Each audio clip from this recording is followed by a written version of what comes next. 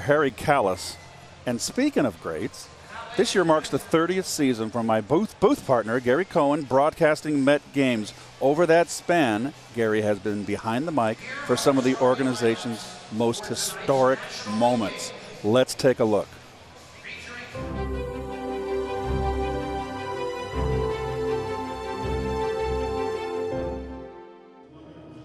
When I first started in radio, I used to listen to every game back the next day in full. Swinging a drive deep down the left field line toward the corner. It's out of here!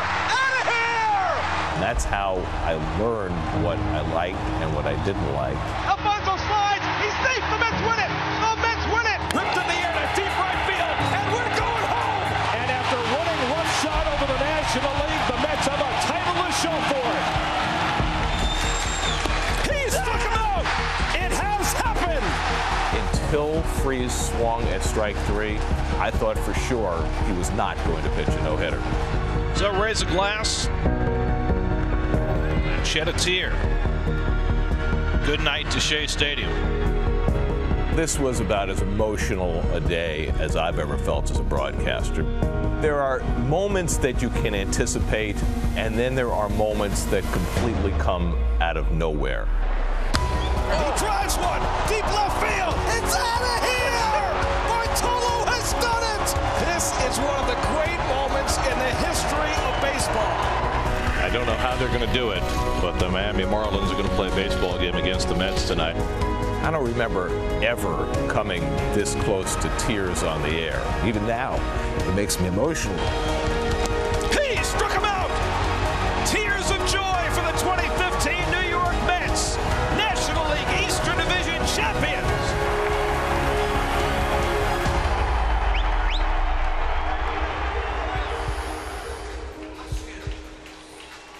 Well, Gare, my only disappointment is that you weren't broadcasting when I was playing. That was pretty cool, I have to tell you. And yeah, I got your last year, but it wasn't your best year. Right. It would have been nice if you'd have had all those sweet years in the 80s with us, but we make up for it here in the booth. Well, you know, I arrived in '89, and it took 10 years till the Mets could get to the postseason. So the great moments to me are pretty poignant because, let's face it, over the last 30 years, there have only been a handful of years that you can designate as great Met years. And, you know, you relish every little bit of it. Well, think of it in terms of this. This is something, obviously, that you wanted to do your whole life. And did you ever dream that you would get to the big leagues, let alone not get to the big leagues and have a job, but also with your favorite team, the New York Mets? Keith, I wanted to play shortstop for the Mets. I'm afraid it didn't work out. I would have loved to see that. This is pretty good, too.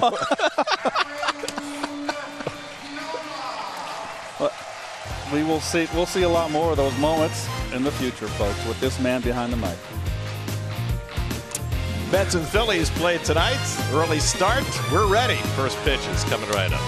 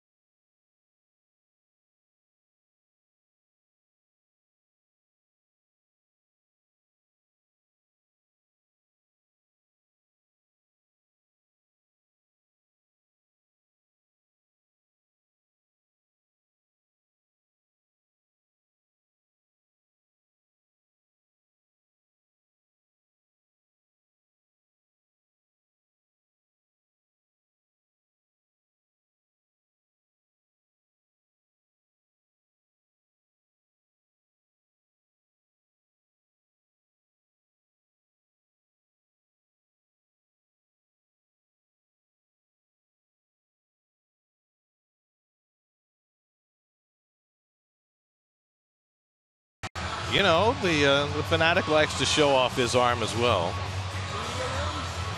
The old rosin bag heave. Look out.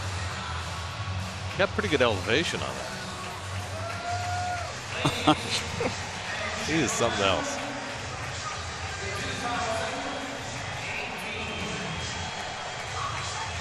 He's green. He's over 300 pounds. He's from the Galapagos Islands, they say. Here's a Geico Mets starting lineup. Some interesting touches today, including Jack Reinheimer, who has never played a professional game in the outfield, getting the start in left field. Brandon Nimmo had an MRI today, and no break, no damage other than a bruise to the index finger on his left hand. Don't know what his availability might be tonight, but he is not in the lineup. Jose Bautista gets a start at first base. Wilmer Flores has been playing day in and day out, played 2 games yesterday, and he will sit today as well.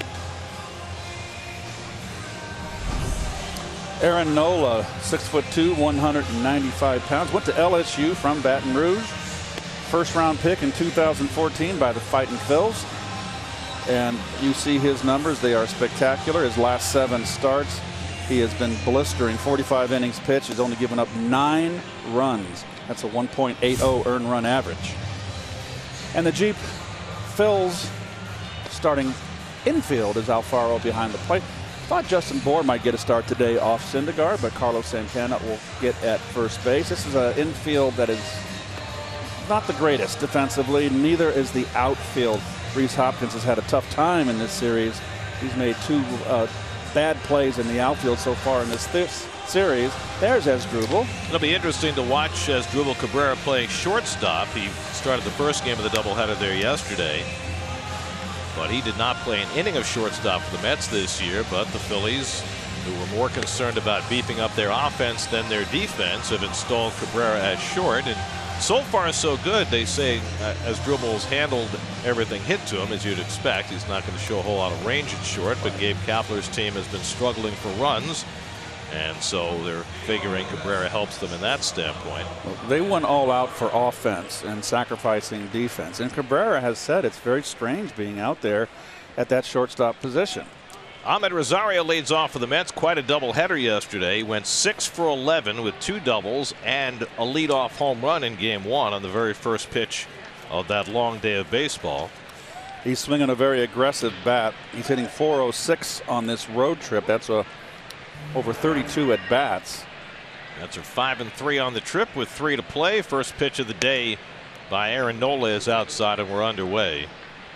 A little early start today because they're having a concert after the game tonight. That's why they're playing at 6:05 rather than at the normal 7 o'clock hour. And folks, this is sweet for us guys. I'm sure for the players too. It kind of breaks up the norm, the monotony. Well, this is a road trip that is specialized in breaking up the norm, right? 3 games in Miami, back to New York for the 1 game at Yankee Stadium, down to Baltimore for 2, flying from Baltimore to Philadelphia, an 18-minute flight. Right. Still don't understand that. Doubleheader yesterday, tonight, tomorrow, and then go to Williamsport for the game on Sunday. 5 cities, 11 games, and that is quite a road trip. And then they come home for a big 4-game series against the Giants. Taken outside by Rosario, 2-1. Mets have played better on the road this year than they have at home. They're just 3 games under 500 on the road, while they're 13 games under 500 at home. Rosario, McNeil, and Jackson for the Mets in the opening inning against Nola, making his 25th start of the year, and he has been spectacular. 3rd in the National League in ERA. And there's that changeup from Nola, which has been the difference maker for him. He's always had a great curveball. And with that changeup, he now has a secondary pitch to go to that is a big weapon for him. 154 innings pitched, only 111 hits. Opponents hitting .202 against him, and he's wicked for both lefties and righties. Jorge Alfaro flashing the signs. He's caught almost all of Nola's starts this year. In fact, he's caught 93% of Nola's innings. So even with Wilson Ramos aboard, it's probably a pretty good bet that Alfaro will stay behind the plate for Nola's starts.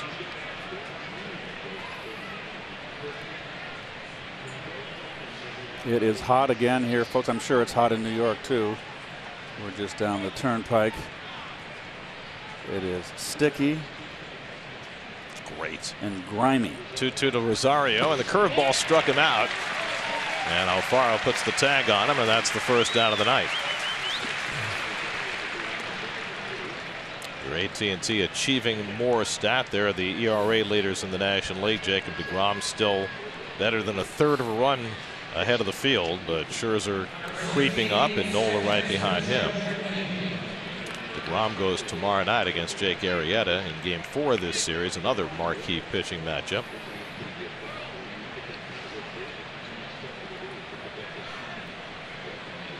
Max Scherzer's pitching tonight for the Nats against Miami down in D.C.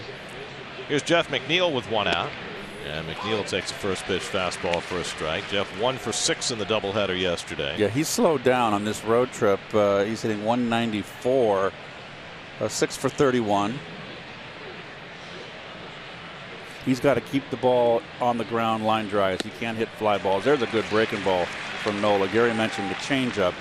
That is also, he also has a very excellent breaking pitch. Yeah, the curveball he's always had. In fact, that curveball, according to StatCast, has the biggest horizontal break of any curveball in the major leagues. That one was more of a downbreaker. Yeah, like a 12-6. 0-2 coming to McNeil, and he fouls off the fastball. Nola was a guy who was always ticketed for stardom. 7th overall pick out of LSU in 2014. That was 3 picks ahead of Michael Conforto in that 2014 draft. Well, he was the 7th pick in that draft.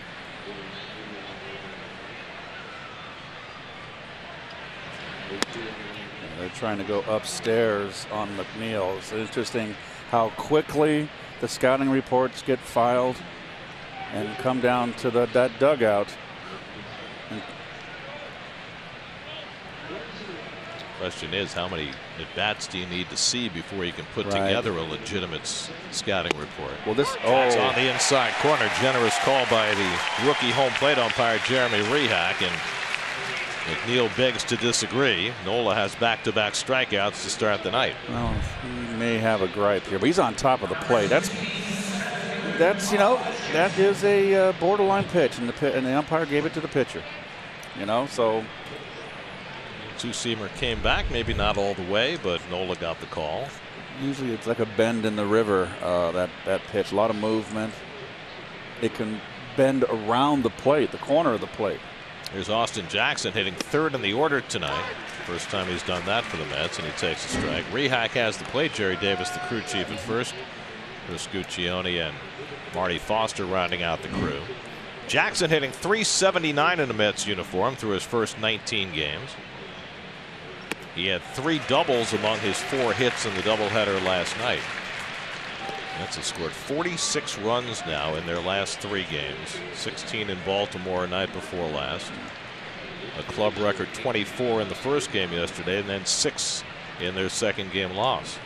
Matt Rossler basking in the moment, at least. Yeah, June seems a long way away, doesn't it? But this is a pitcher who can turn your fortunes around in a negative way in a hurry. Well, this is the kind of game that always, for me, when you had 2 good hitting ball clubs coming to town. I grew up with the Giants. Certainly they were a great hitting team. That was great when the Braves came in. They were with Aaron and those guys. But when Spahn was up against Marichal, that got my attention. Curveball strikes out Jackson, and Nola off to a flying start. He strikes out the side in the opening inning. Noah Syndergaard's turn when we come back.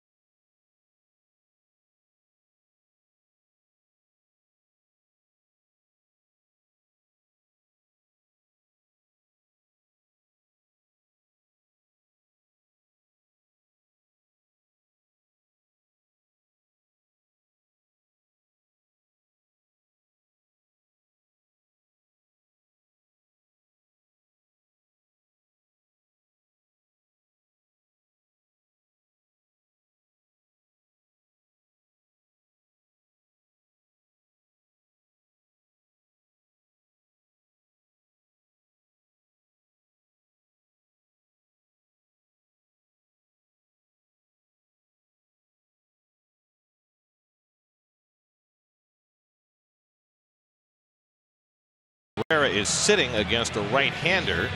He's not had much success against Syndergaard. So Roman Quinn, who had a really good doubleheader yesterday, one of the fastest players in baseball, gets the start in center field for the Phils. Well, they're challenged. They're challenged defensively, and Quinn gives them a center fielder to cover for those corner outfielders. Syndergaard's round rover numbers. He finds a way to win. It hasn't been the dominant season that you normally expect. Look at the hits to innings pitched, but he's 8-2. Cesar Hernandez leads off, 2 for 8 in the doubleheader yesterday. Well, Syndergaard's given up more hits than innings pitched. His last start in Miami, very typical 2018 start for him. He went 7.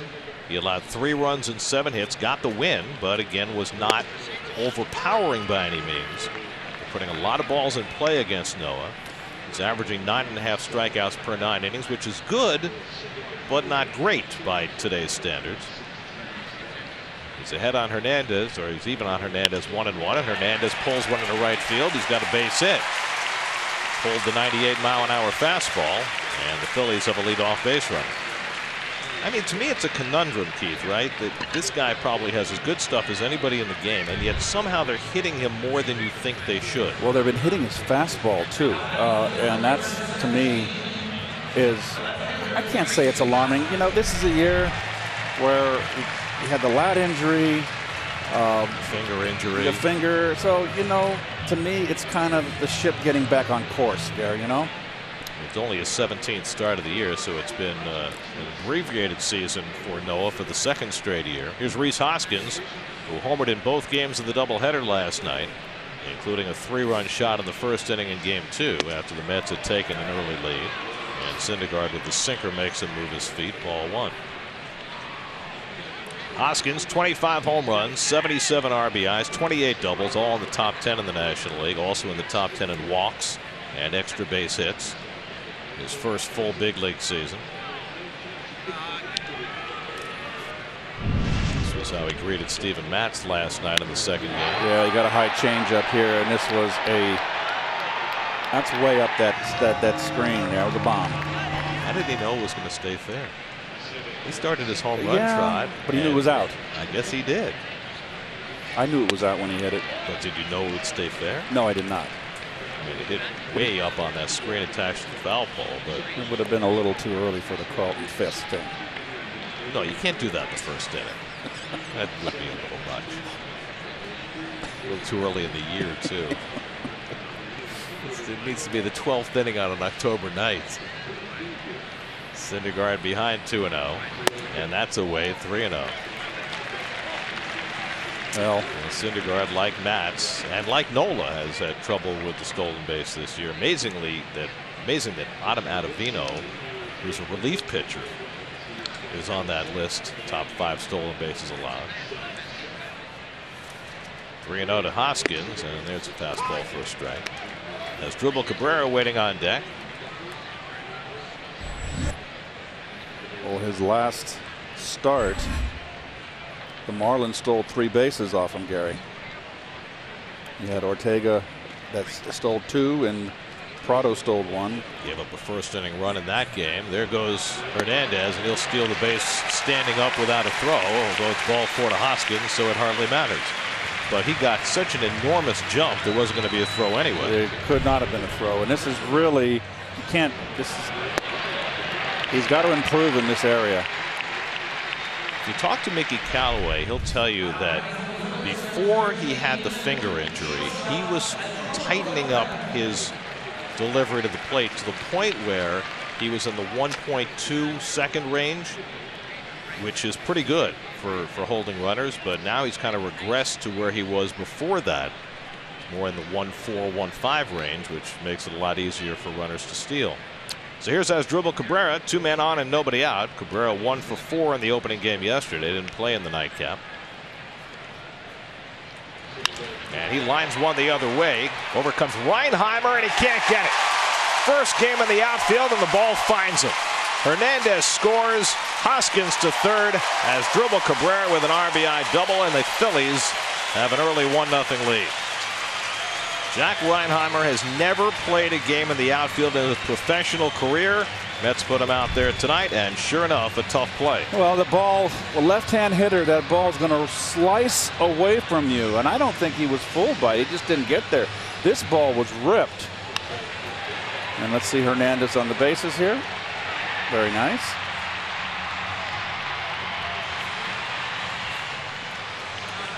Backside should be get out there. No, that's not good. You got to get further. There's no way you're going to get doubled up if he makes that catch. You got to be on second base, and you might score. So 2 hits and a walk, producing a run. Second and third, nobody out. Infield most of the way in for Nick Williams, and Williams lines one into center field. Hoskins is in to score. Cabrera will stop at third. 4 batters into the open inning. The Phillies have a 2-0 lead against Syndergaard. Nick Williams, who's just strafed the Mets all year, his 4th hit in this series and his 49th run batted into the season. Well, he didn't wait around there. First ball, there's a broken chain there, Syndergaard. Both literally and figuratively. Fastball. Let's see. They want to come in. Does it stay in? No, it bleeds out over the middle. He's going to come in with his hands, though, and he muscles that ball, his arms, I should say.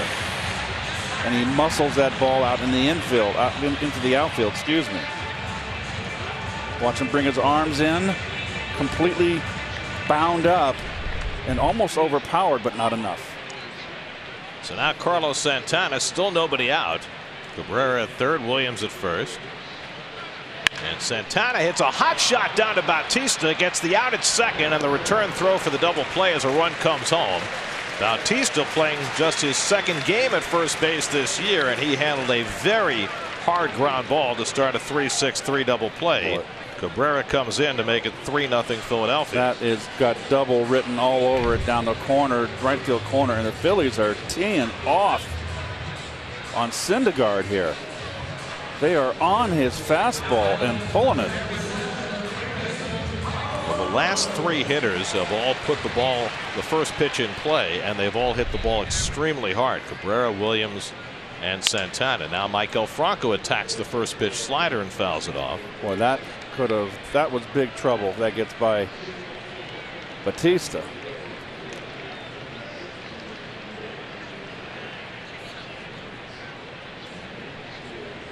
Phillies are a team that's been known this year for working counts. They draw a lot of walks.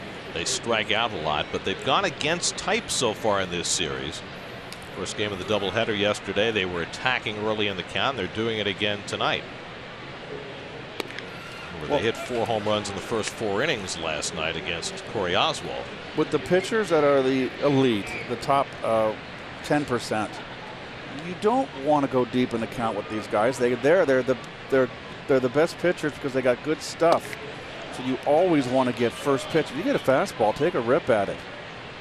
You know, we've always raved about Noah's ability to throw strikes despite throwing so hard. Less than 2 walks per 9 innings this year. I mean, that's been the case most of his career. So you start to ask the questions, does he throw too many strikes? And is that why he's getting hit as hard as he's being hit? Well, in this start like I said, Gary, when we talked about Noah in the open, they've been on his fastball.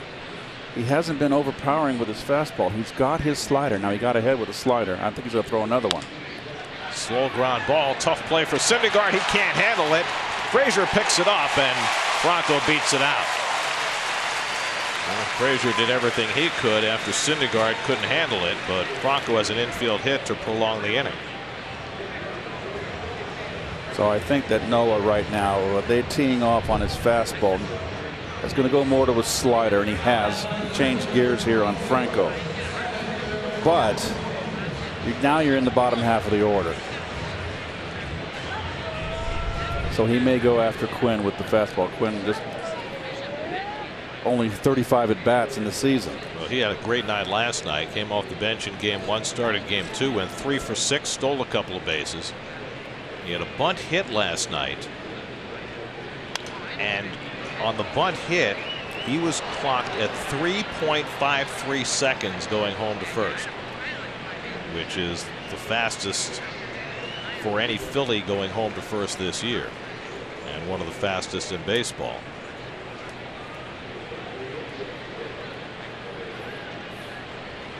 So Frazier's well in on the grass. Franco is running, and the throw by Plawecki is too late. And Franco, who had not attempted a stolen base all year, has his first of the season. So we know what that means about the scouting report. Well, that's scary right there, because this is not a fast man. This is open season on the stolen base. Then that's what it's going into this game, and no one's got to recognize that. So another runner in scoring position with 2 out. 3 runs already home in this opening inning.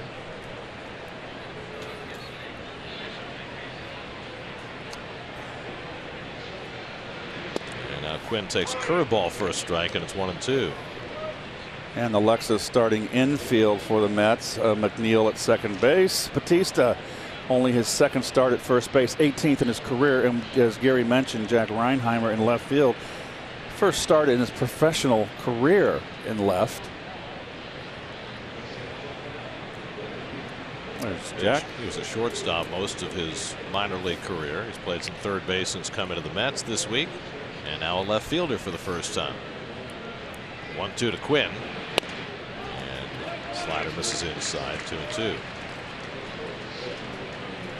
Roman Quinn, we first saw him with the Phillies 2 years ago. He's had all sorts of injury problems, elbow problems last year, a finger problem this year that kept him out for 2 months. But he gives the Phillies an element that they really don't have otherwise, and that is a defensive-minded center fielder who can really fly.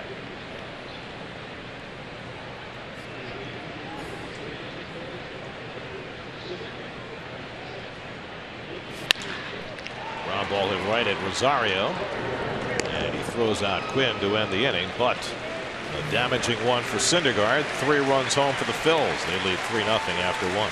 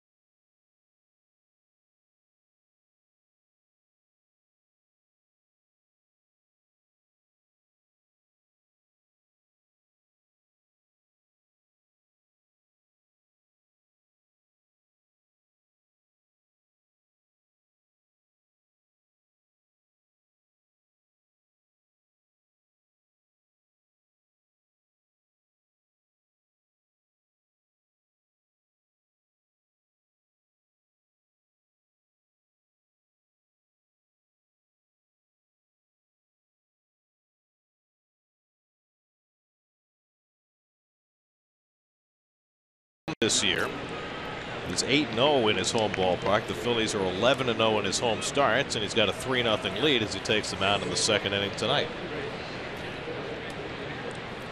Well, there's not a game in Major League Baseball on right now. Only the Metropolitans and the Fighting Phils. Michael Conforto takes below the knees for ball 1. Michael had a big doubleheader yesterday, 6 for 12, drove in 5 runs, hit a home run in the first game. Let's see if he can in a position to kind of salvage a season out of this. If he can drive in 70 runs with the season that he's had, I don't care about the home runs. Get that average up to 270, 275. even though it's been a wash of a year and a real tough one, it's a springboard, hopefully for next year to finish strong. Well, if you take his numbers since the All-Star break, Mike is hitting .320. His OPS is .970 since the All-Star break, and so you love that. What you haven't seen, though, is the stretch of consistent day in, day out production over, say, a 2-3 week span. Well, we haven't seen a real sustained hot streak that the great hitters go through. Grounds one into the shift. Hernandez to his right. And he's close play, and he just got him if he did. Boy, oh boy. Kind of lollipop that throw. And it was a very close play at first. We're going to put it up. Here we go. Let's take a look. You got to. Well, he didn't. He rushed it. He might have beat it. Let's see. No. No, he was out. Yep. Pretty sure. And the Mets will not challenge. As an infielder, when you're playing that deep, and you're the guy out there in the outfield, you have really got to come on a routine ground ball. You really got to rush in and get it. Well, especially when you have a guy, who's not a truck horse going down to first base. Conforto's not a speed burner, but he runs well enough. Here's Todd Frazier, 1 for 5 in the doubleheader yesterday, but he has really turned it on. Last 10 games, Todd's hitting .359, 10 RBIs in the 10 games. Really the best stretch that he's been on all year. And curveball from Nola catches the outside corner, and it's 0-2. He's got a good one, and he takes he can take some of the velocity off of it too. He can change speeds with it. He's got great spin rate here. With a guy who's got that much movement on his curveball, if he's going to throw it this well, do you have any chance of hitting it, or you just have to spit on it? Well, it depends on the location. You can hit it. If it's hanging upstairs, but if he throws it down and in, and you got 2 strikes, you can hit it. I mean, I can't really say because I'm not up at the plate.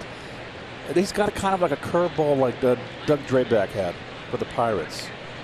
I know that a lot of our viewers, young viewers, won't remember him. Off the fists behind second base, and there's Hernandez to grab it. 2 out. Well, had 3 strikeouts in the first inning. Got Rosario to chase. He snuck a fastball around the bend there on the inside corner, and then got Jackson to chase on the hook. See, that's his bait pitch. He throws the hard one for a strike, and then when he gets ahead, he knows what we've seen so far: 2 strikeouts out of the strike zone. Takes a little off, gets the hitter to chase. Here's Bautista, who had an historic first game yesterday. 7 RBIs, tied a major league record for most RBIs in a game not started. And he grounds one to Hernandez, who bobbles it and loses the play.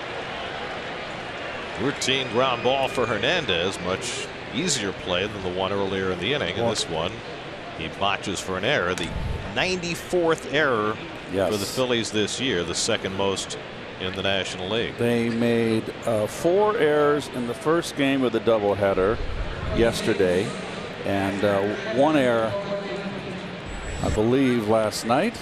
Yes, they did. And the second game, and now that's 6 errors, and we're not even 2 1/3 into this series. It's only the 9th error of the year for Hernandez. Mets have their first base runner of the night. Here's Kevin Plawecki, who's on quite a tear right now, going back to Wednesday night in Baltimore when he hit a grand slam late in the game. So in his last 7 at bats now, Plawecki is 5 for 7 with 7 RBIs. He was on base 6 straight times in the first game of the doubleheader yesterday, which tied a Mets club record for a catcher. On base 6 times. Mike Piazza, Todd Hundley, Kevin Plawecki. Oh, there's the slow hook. Got Plawecki way out in front. But when you can change pitches with a breaking ball like this, and still, usually when you change speeds with it and throw it the soft one, it loses its sharpness and its break. But with Nola, it doesn't happen. He's got that good spin on it.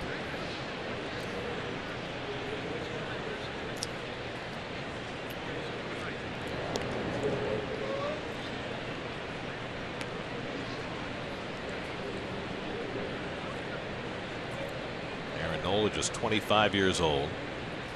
Had a good year last year, 12 and 11, 3.54, but he has taken it to an entirely different level this year. And on a staff that has Jake Arrieta, it's Aaron Nola who's the ace of the staff.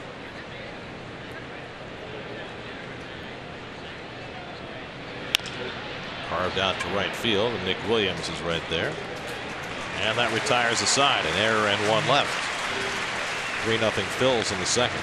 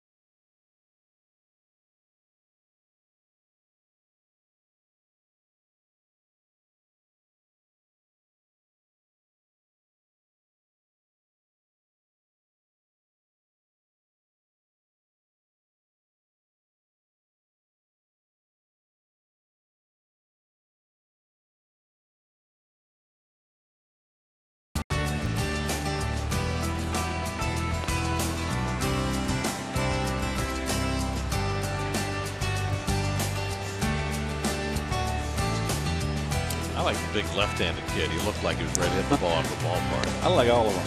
I like all those kids playing baseball. Tom's River indeed. League World Series champs 20 years ago. Todd Frazier in the championship game and a leadoff home run. Watch former Little League World Series stars Todd Frazier, Michael Conforto, and the rest of the Mets battled the Phillies in the MLB Little League Classic presented by Geico at historic Bowman Field in Williamsport, PA. Catch all the action Sunday at 7 p.m. Eastern on ESPN. Rough first inning for Noah Syndergaard. He gave up 4 hits, a walk, and 3 runs. He'll face 8, 9, and 1 in the Phillies order in the second. Jorge Alfaro leads off. Alfaro 2 hits, including a home run in the first game yesterday, and he swings and misses at a slider, 0-1. Alfaro has tagged the Mets ever since he came up with the Phillies. He's hitting .386 lifetime against the Mets. Alfaro, one of the players that the Phillies got when they traded Cole Hamels to Texas a few years ago. They're still reaping benefits from that trade. Nick Williams came in that deal as well. You see now Syndergaard starting to mix in that slider. He came out throwing the fastball, and before you can bat an eyelash, the first 4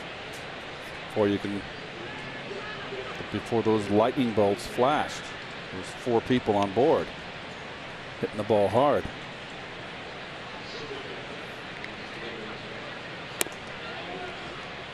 So Thor is the god of thunder. With the thunder goes the lightning. Thus the lightning on the shoes. I guess, but to surmise. The Thunder goes with the lightning. Is that what you said? Right. Because a thunder is the sound. It comes later too. Speed of light is much faster than the speed of sound. Of course. Of course, I'm not.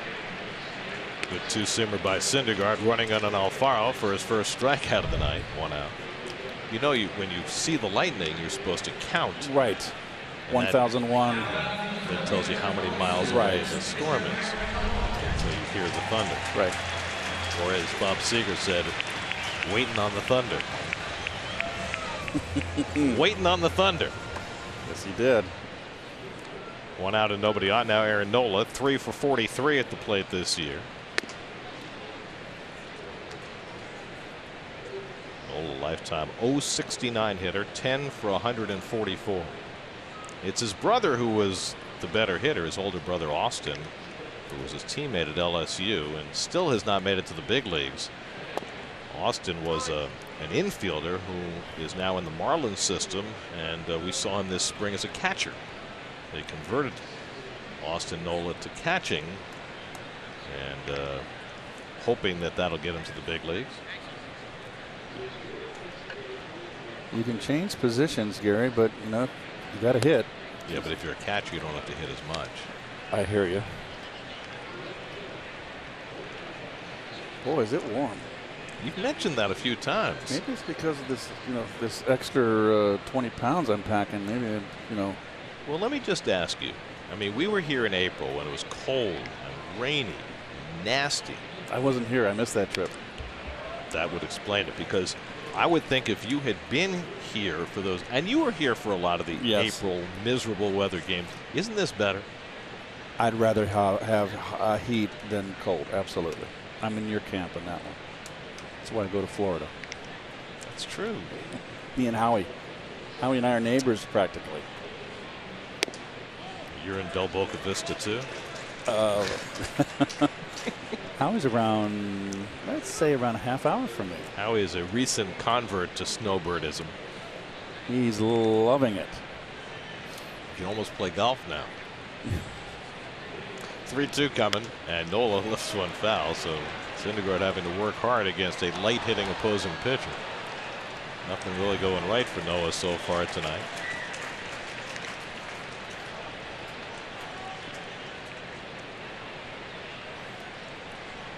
This is now the 4th straight start that Noah's given up at least 3 earned runs.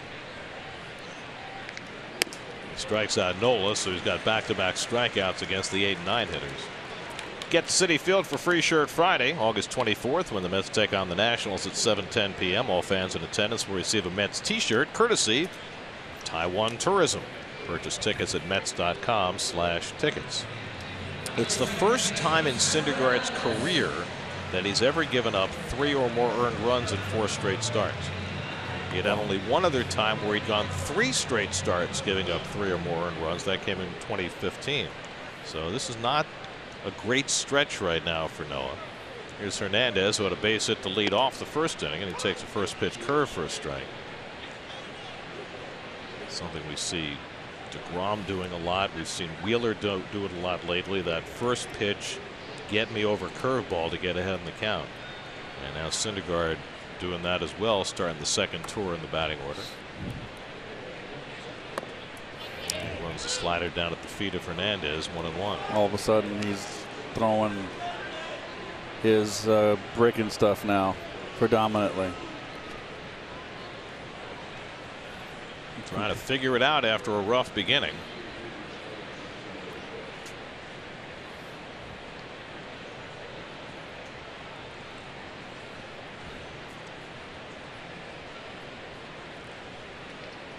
Ball and a strike to Hernandez. And he rolls one weakly. Bautista over to get it, and he flubs the toss. And Hernandez is safe at first. Well, we talked about Bautista's inexperience at first base, and it showed there. It's an infield hit for Hernandez, his second hit of the night.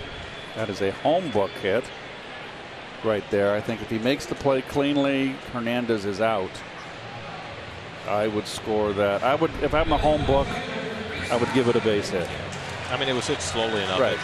You know, just watching Jose approach that play, it just looked like it was sheer inexperience in terms of knowing how to make that play cleanly.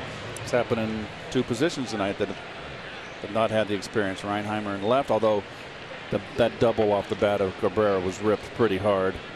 But if Conforto's out there, you could see him making that play. Sure, if he's positioned in the same, you got to think that. And Syndergaard now has to pay attention because this is 2 outs. Hernandez, I'd want him to steal here. Yeah, he's a stolen base threat as opposed to Franco, who never steals and swiped one against Syndergaard.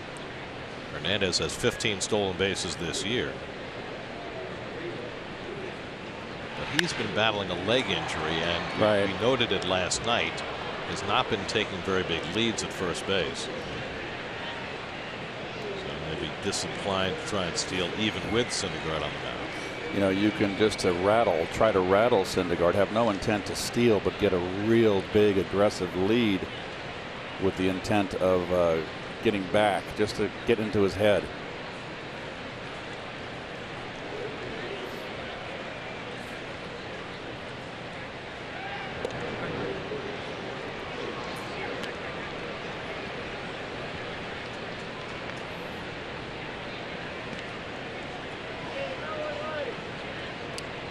Updated with the first inning steal by Franco.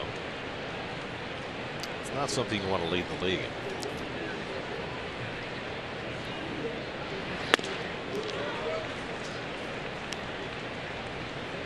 Career stolen bases for Hernandez, not a particularly stellar percentage.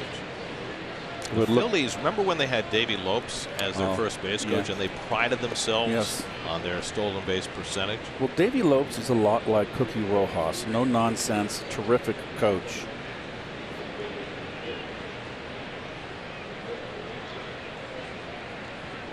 I mean, the modern analytical consensus is that you need to be successful close to 80% of the time in order to make your stolen bases pay. And if you're successful 75% or less, then the attempts end up being a detriment in terms of your run production.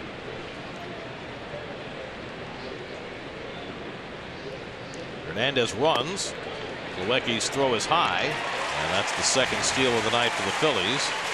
Number 16 for Hernandez, who was not as disinclined as we thought. And another runner in scoring position against Syndergaard. Well, he's real upright when he steals. Doesn't get down low. We need to go and do some research on the percentage of runs that Syndergaard has given up this year that have been the direct result of stolen bases. It's a big number.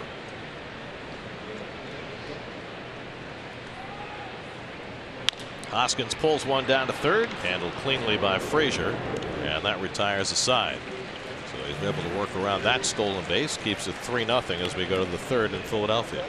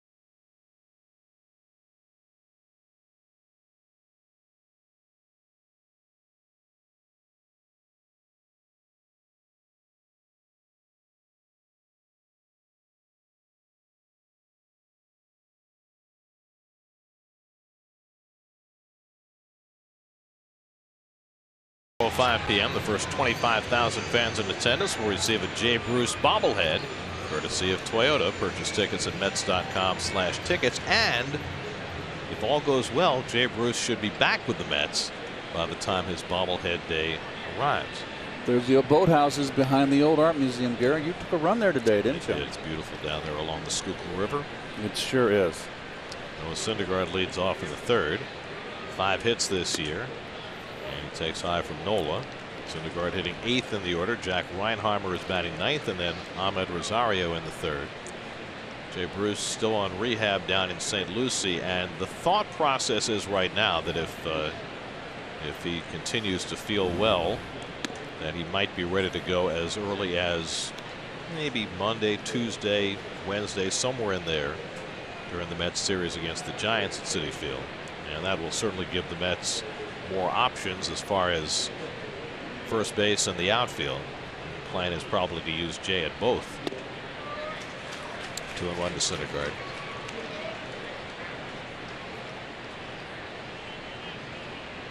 Now, Nola's been on a roll. Yes, he has. He pitches ahead in the count, as you see there from his first pitch strikes. Last 9 starts, a 1.84 ERA. It's almost as good as DeGrom.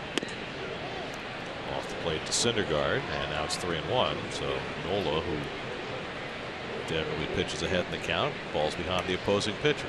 Go figure.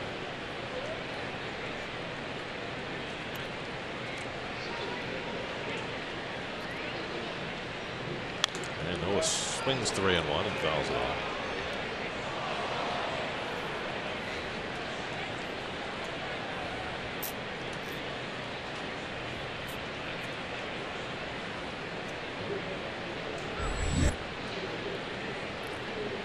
Reinheimer on deck. Ball number 72.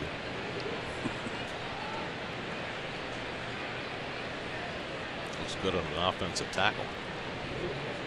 And Syndergaard takes strike 3 called as Nola caught the inside corner for his 4th strikeout.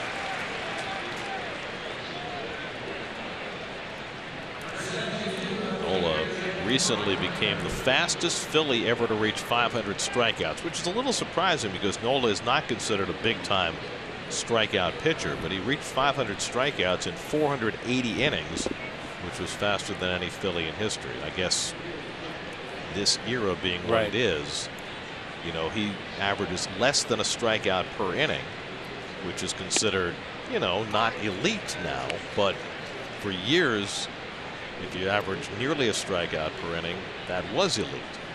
I wonder how long it took Carlton to get to 500. Well, he didn't start with the Phillies. Yeah, but you could start from when he did start. Right. What was it, 72? Was that his first year, or the trade for Rick Wise maybe was in 71? 72 was the year that he won 27 games and the Phillies won 59 the whole year. Right. That was that phenomenal year. Jack Reinheimer 2 for 6 since his call up. And the curveball from Nola has him down on 3 pitches, 5 strikeouts, first time through the batting order for Aaron Nola. Well, watch how he gets in front of his arm, in front of the body. He's 3/4, folks. Borderline sidearm. And when you're that far out in that 3/4, almost sidearm, it's hard to get. This is a breaking ball here. It's hard to get down tilt. You're able to get the horizontal tilt, which he's one of the best, as Gary mentioned, but it's very difficult to get it to break down. I like the 4D replay, Keith. Beautiful, wasn't it?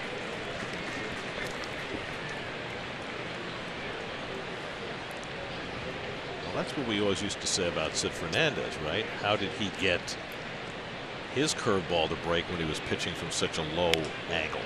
With flare to first base, reeled in by Santana, and dominating for Aaron Nola. Let's go 1-2-3.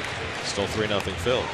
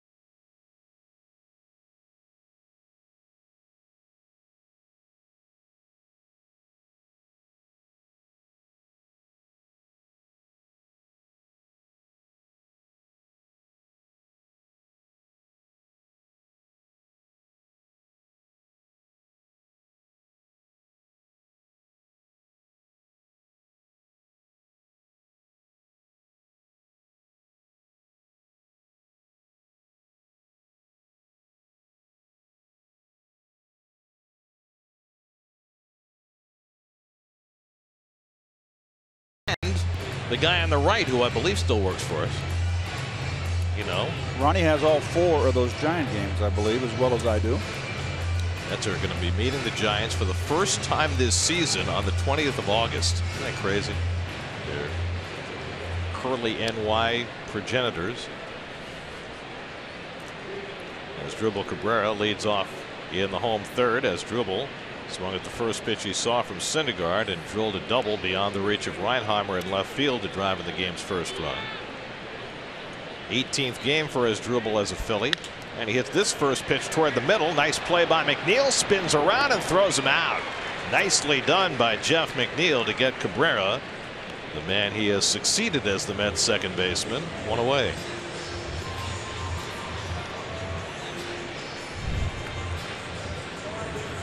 Nice backhand.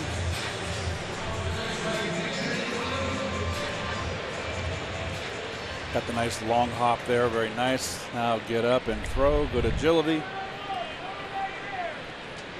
Neal's been doing a lot of work on his defense since he arrived, particularly on his double play turns. There's Nick Williams.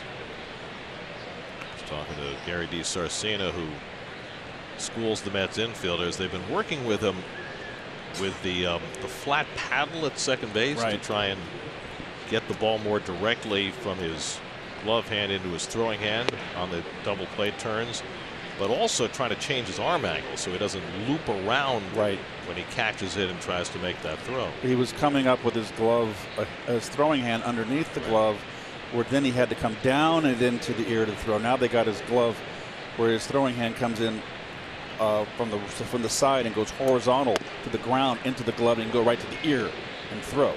When you turn 2, you can't have any wasted motion. You've got to throw like a catcher. Get that ball, transfer it quick, right from the ear. Yeah, Cabrera is great at that. We saw that during his tenure as the Mets second baseman, and it's something McNeil, the last couple of double plays he's turned, he's looked better, but it's obviously still a work in progress. Well, it was the fairly glaring one was the double play in Yankee Stadium, and early in the game, with Brett Gardner. When he threw it over the guy, that was apparent right there that there needed to be some work done. Well, the other part about that is, learning how to get out of the way, which that's a whole generational thing now with second basemen since the Chase Utley rule was put in. They don't get out of the way second basemen were taught forever. Good curveball from Syndergaard to strike out Williams for the second out.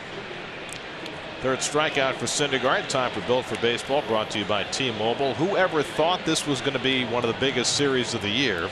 On June the 18th, the A's were 12 games behind the Astros in the American League West. They start the weekend just 2 games behind. And they begin a 3-game series in Oakland. Let's see what kind of crowd they get for that one. They've been getting better crowds lately. It's interesting because Matt Chapman, their star third baseman, basically implored the fans to start coming out, and they have. It's a fascinating team, that it sure is. Oakland team. They've got some young stars like Chapman and Matt Olson.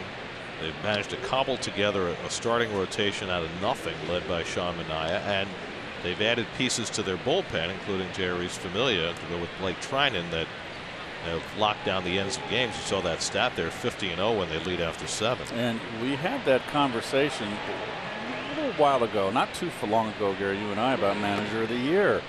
And you mentioned, well, it's kind of tough not to give Mr. Cora, the Red Sox win 116 games or whatever they're on a pace to win. It's hard not to give it to him, but I kind of think he's got the talent. And Oakland, they really, like you said, cobbled this together. And I think it's really a credit to the Oakland A's organization. Well, I'll tell you what Bob Melvin would like even more than Manager of the Year.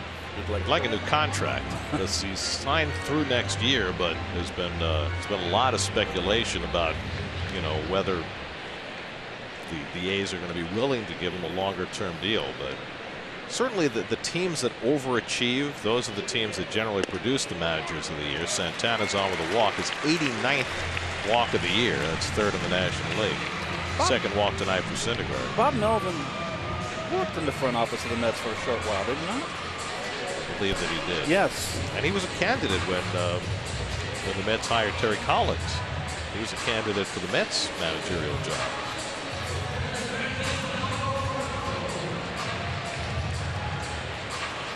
I mean, you got to give Billy Beane has been there forever, general manager.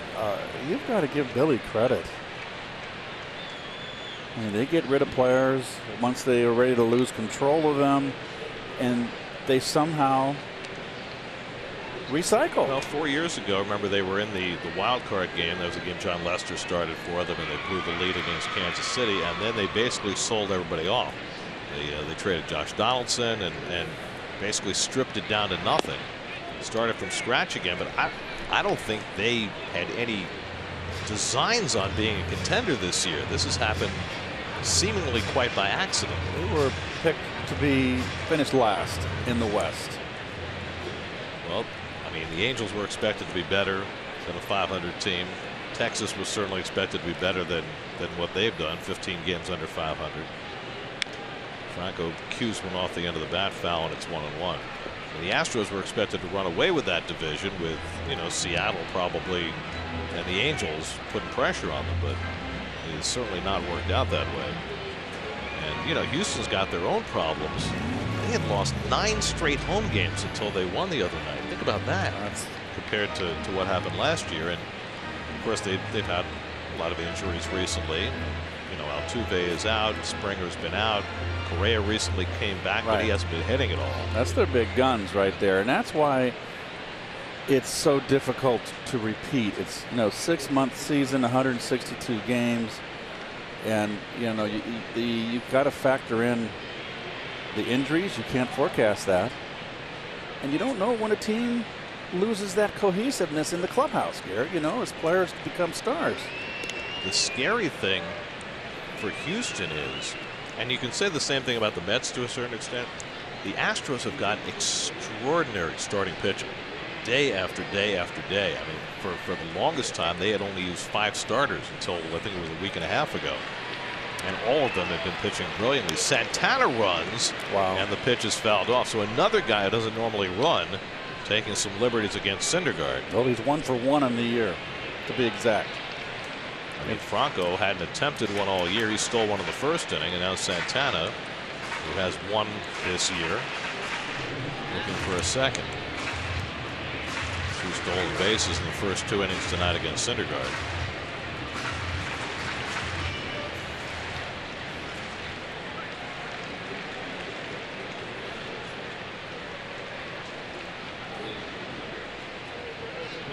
Now we'll check in on him. Santana's not that accustomed to having to hop back to the bag at first. Probably nobody ever throws over.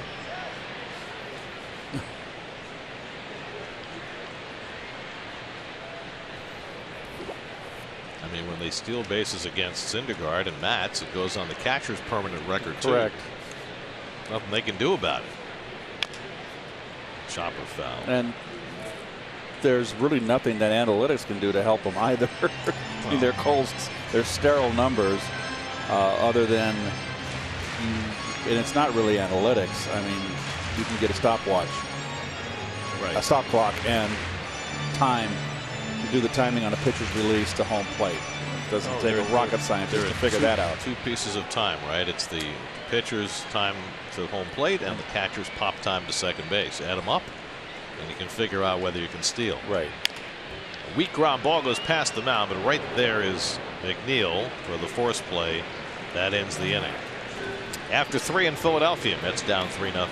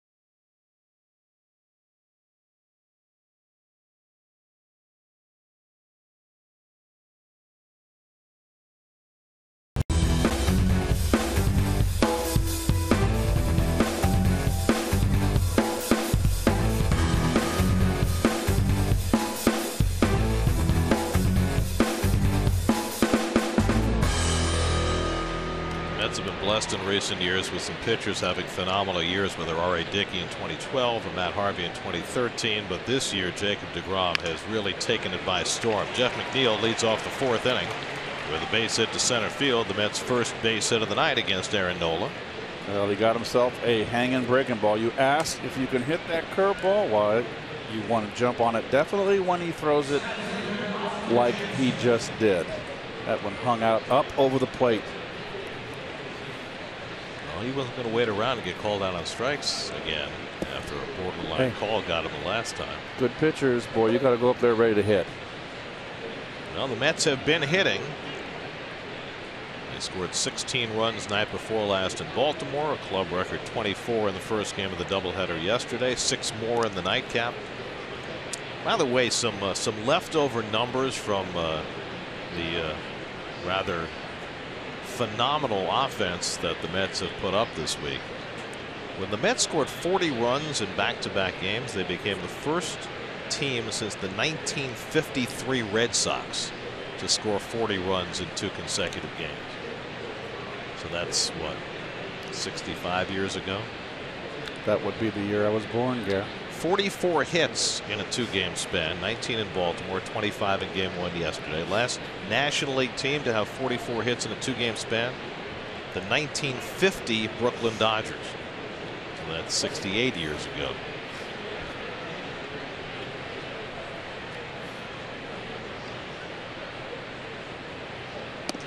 Austin Jackson takes a fastball for a strike. Here's the base hit right here. Ball's up in the strike zone. Bell tie.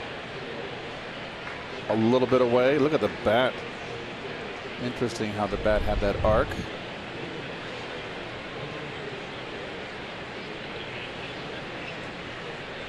I like that 4D.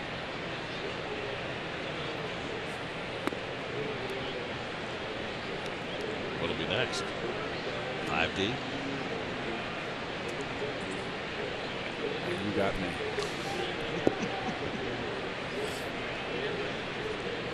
I mean, we're going from 4G to 5G on our phones. That's true. It's hard to keep track. Pretty soon it'll be like the Jetsons. They'll be driving up in the sky. Doom, doom, doo, doo.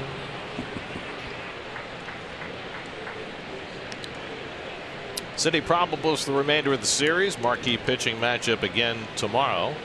4 o'clock starts. We might have shadows as well. Great. Jacob deGrom against Jake Arrieta in the battle of the 2 Jakes. Sunday night at Williamsport, Jason Vargas against Nick Pivetta. Step in the right direction for Vargas in his last start.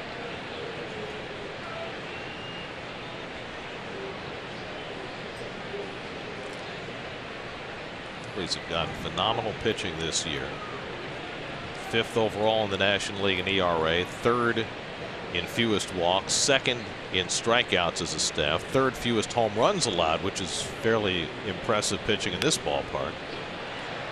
And, you know, getting Arrieta and making the decision when he stayed on the market all winter and he was out there to pull the trigger and bring him in with this otherwise young staff appears to have been a stroke of genius for the Phillies. Well, he brought leadership.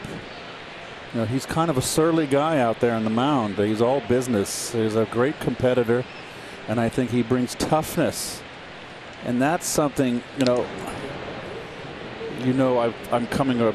I have a different opinion on analytics. There's a lot of great things you can wean and glean from analytics, but the toughness of a player, that is something that has to be evaluated with eyes.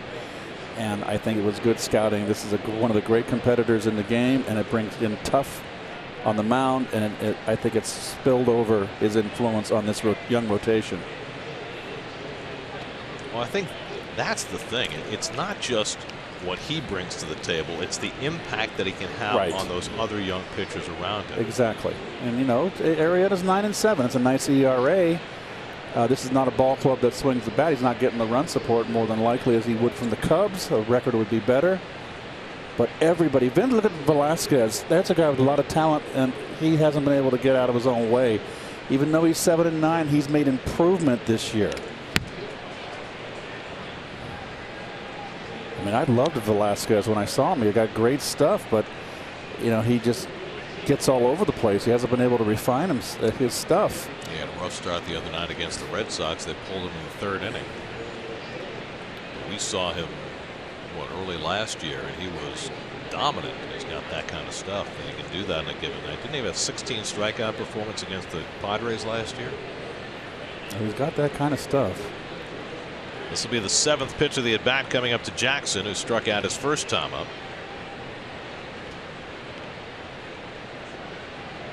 And Austin hits one toward the hole, and that'll sneak through for a base hit.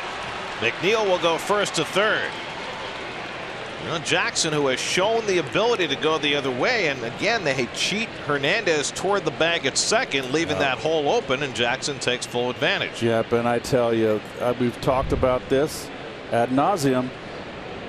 Leadoff single. I mean, Jackson had the intent to go that way. You cannot leave that right side of the infield open like this. It's an automatic first and third. You can hit a lazy ground ball like that. I just don't understand the scouting, Keith, because, you know, we've been watching Jackson and McNeil in particular since they've joined the Mets. They've both shown the propensity for doing this, and yet the Phillies shift him in a way where they're playing him like he's a pull hitter. I don't get that. That's it's not a double play with Jackson's speed, but it should be a fielder's choice. And now Nola's got himself in a little bit of trouble. So now Conforto, the tying run at the plate in a 3-0 game, facing the guy who was picked 3 draft picks ahead of him in the 2014 draft. He grounded out to second base his first time up. McNeil at third, Jackson at first, and nobody out. And Conforto takes first pitch curveball for a strike. Michael has a home run in his career against Nola. 3 hits and 13 at bats against him. In fact, he has 11 home runs against the Phillies, which is his most against any team.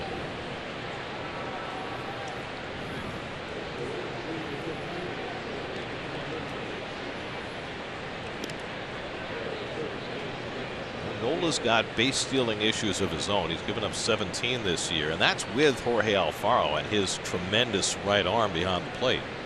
17 for 22 opposing base stealers against Nola.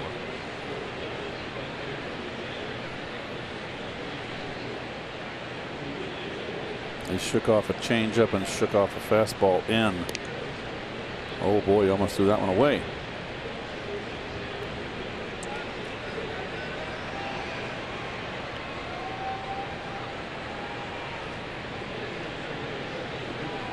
Mentioned the Phillies are 11-0 in Nola's home starts this year. That's the second longest streak of that kind to start a season for the Phils. There's been money here. 0-2 on Conforto.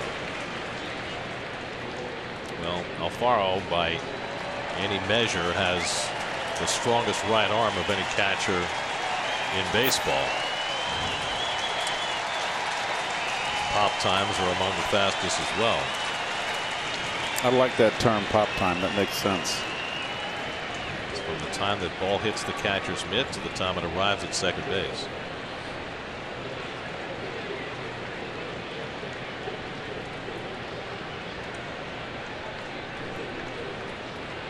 Coming in again with a fastball, or do you want a breaking ball down and in? And he almost hit him. 1-2. Okay. Well, there's the full explanation of pop time. From the time it hits the catcher's mitt to the time it gets to second base. Yep. So it's also it factors in footwork as well as. Well, if he's got all the hardest throws and his pop time's only the third fastest, that means he doesn't have the quickest release. I think Tucker Barnhart probably has that, the fine Gold Glove catcher for Cincinnati.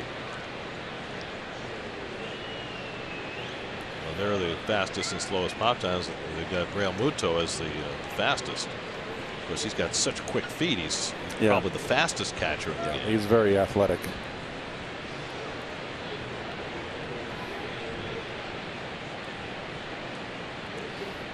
1-2 coming, and Conforto goes down on the curveball for the first out. 6 strikeouts now for Aaron Nola. And that's the first out of the inning. The curveball is one of the best in the game. But look at that. He's almost sidearm, folks. So how does he get it to break down? That's just a lot of torque, man. When he snaps that wrist, that's a lot of torque.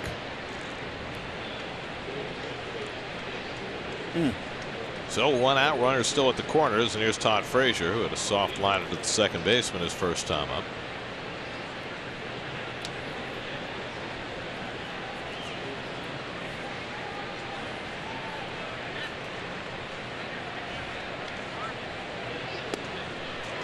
Goes after a first pitch fastball, 0-1. Todd had a big game in Baltimore night before last. Double homer, 4 RBIs. Well, those 40+ runs, a lot of people had good days in those 2 games. Yep. Now can you do it against one of the best in the game? That's what the Mets are facing tonight. There's no Roman Quinn or Scott Kingery on the mound for the Phillies tonight. Spectrum high-speed pitch. Syndergaard with the edge, and he'll have the edge over just about everybody.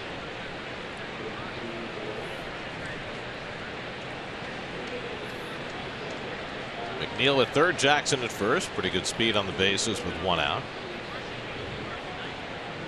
Right side of the infield open for Todd. He gets 1 out to right center. That should get a run in. Quinn gets behind it. Here comes McNeil. The throw to the plate is cut off, and the Mets have their first run of the night on a sacrifice fly for Todd Frazier. That cuts the Phillies' lead to 3-1. So leaving that right side of the infield open with Jackson up cost them a run, set up a first and third. They didn't leave that open. Nola would be 1 out away from getting out of a jam. Well, the Mets have 1 more run against Nola than they got the last time they faced him. City Field in the first doubleheader the Mets and Phils played this year. He threw 7 scoreless innings, 1 hit, 10 strikeouts. Mets have 2 hits tonight, and now they've got a run in. Here's Bautista, who reached on an error by Hernandez his first time up. It feels so strange to say that. And he picked him off. How about that? Aaron Nola picks off Austin Jackson to end the inning.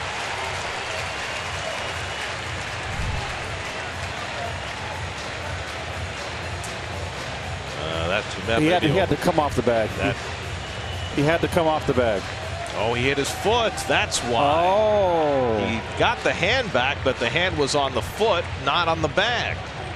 So Santana blocking Jackson off the bag, and the pickoff ends the inning. Very clever, Mr. Bond. Nolan not known for a great pickoff move, but Santana a little sneaky there. Mets settle for just the 1 run. They trail 3-1.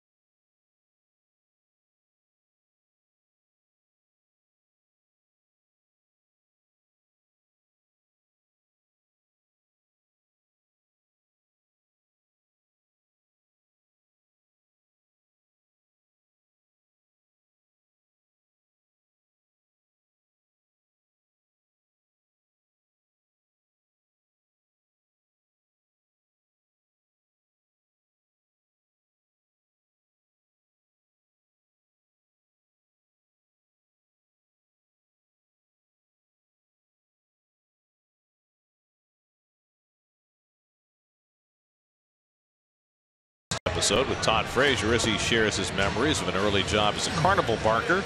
Yes, indeed, a carnival barker. And how he got a sneaky edge on his way to winning the Little League World Series. Just search Rain Delay Theater and subscribe wherever you listen to your podcasts. I know Steve is probably listening to it himself right now. There's Roman Quinn leading off in the home fourth, and he takes a strike. Don't know where Steve is, but wherever he is, he's probably listening to the sound of his own voice. I tell you, our junior members just really get a lot of off time. As opposed to you? Oh, boy. Roman Quinn grounded out to short his first time up. Roman Quinn from Port St. Joe, Florida, which is nowhere near Port St. Lucie, Florida.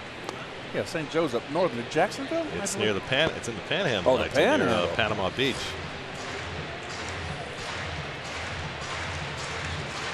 I didn't know that until tonight. I had Russ look it up on the map. Port St. Joe. Can't say I've ever been there.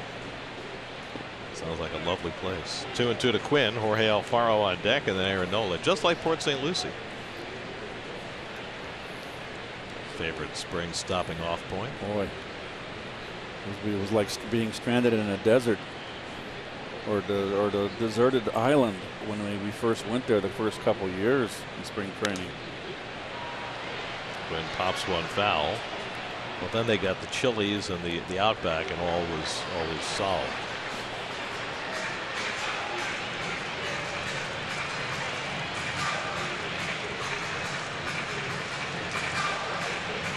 Did that say Mookie's total approach? Got to run that one back again. Run it back, guys. You're not running it back? That would be a bonus spot. Oh. 2-2 coming. Quinn flies one out to left center.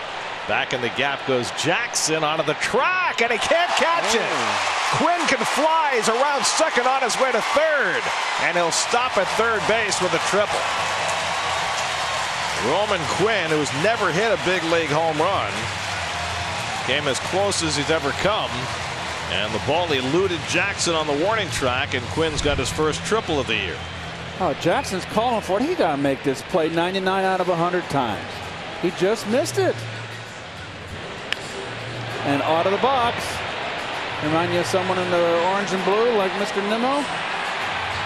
Wow. This kid can flat out. Look at it. And effortless. This is one of the fastest runners in baseball. And he showed it there. Well, second extra base hit against Syndergaard tonight, and arguably both of them could have been caught. Now the Mets bring the infield in with Jorge Alfaro at the plate.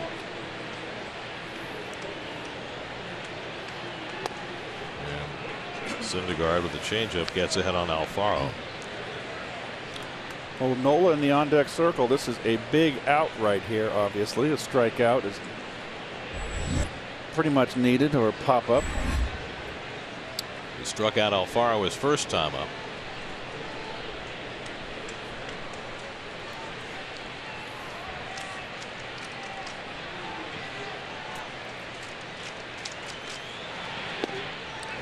That sinker inside, misses, a ball and a strike.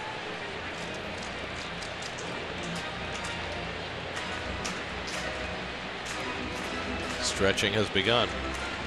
Mets have a new member in their bullpen today. Daniel Zamora just joined the team this afternoon. Lefty, called up from Double-A Binghamton.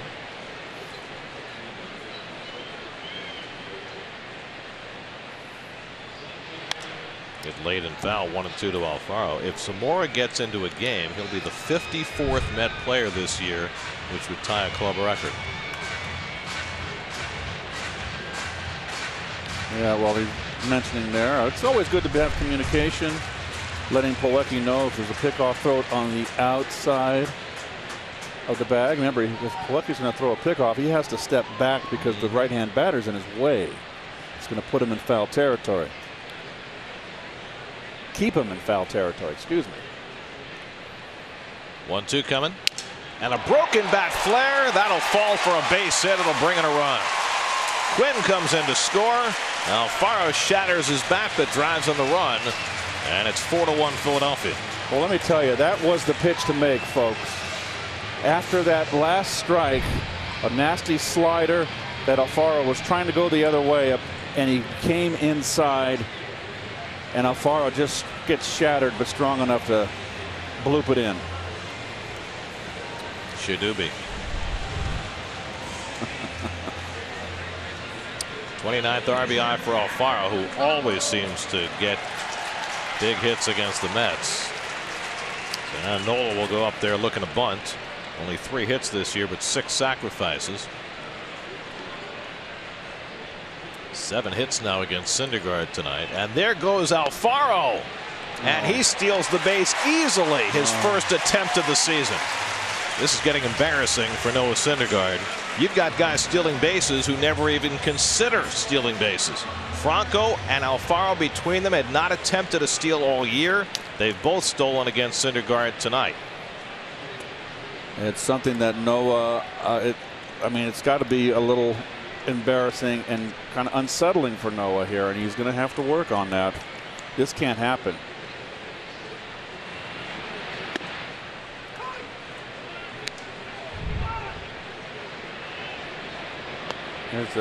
I mean, there's not a chance. He's got no chance. Yep. I mean, you're talking about a catcher running at first base who doesn't have any speed, and he could have gone in standing up. 3rd stolen base. That's 2 starts in a row with 3 stolen bases against Syndergaard. But again, it's one thing if, you know, Hernandez steals a base or Quinn steals a base. But if Franco and Alfaro are stealing bases against you, that's a big, big problem. I think we're going to see more of the same as every time Noah goes out there.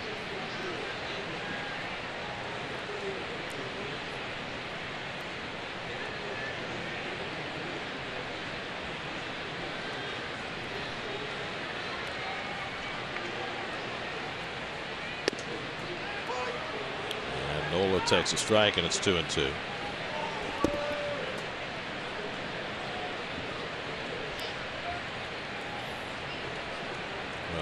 You've got 2 pitchers on your staff in Matz and Syndergaard that allow people to steal bases easily. It's hard for a catcher to have good numbers.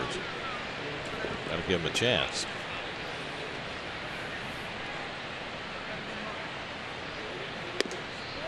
And that's high, and now it's a full count to Nola, who's trying to give an out. It's a lot of pitches being thrown. 70.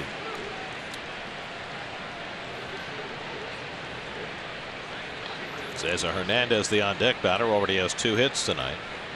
That's expecting the bunt on 3-2.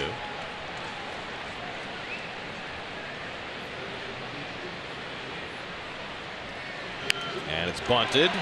Bautista going to third for the tag, and Alfaro is out. Nicely handled by Bautista.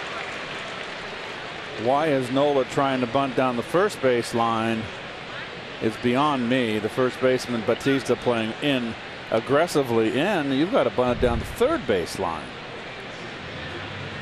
I mean, he could have let that ball roll and it might have gone foul, but he aggressively went after it and immediately gunned it to third. And with the slow-footed Alfaro running, Frazier able to get the tag down in plenty of time. Like a young Keith Hernandez. Well, you think? Well, except he's right-handed. But he's in his 30s too. Oh, like an old Keith Hernandez. Yeah, thank you. Cesar Hernandez. I mentioned earlier, and I never got to complete the thought, Cesar Hernandez made an error earlier in this game, and I thought to myself, error Hernandez, that just doesn't compute. Those two words just don't go together. Well, I made them. Not Manning. That's a good changeup by Syndergaard, and it's 1-1.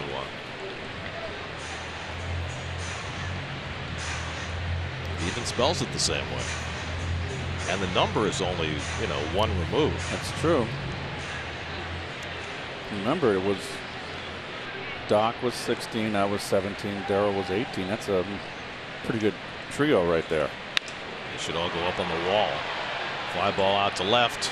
Reinheimer with his first put out as a professional outfielder. And that's the second out of the inning. First time Hernandez has been retired tonight. See, that's more like it. First time Hernandez has been retired tonight.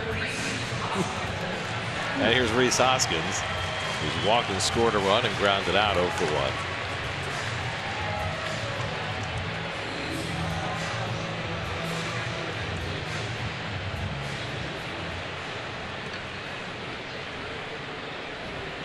I'd like to see those 3 numbers on the wall.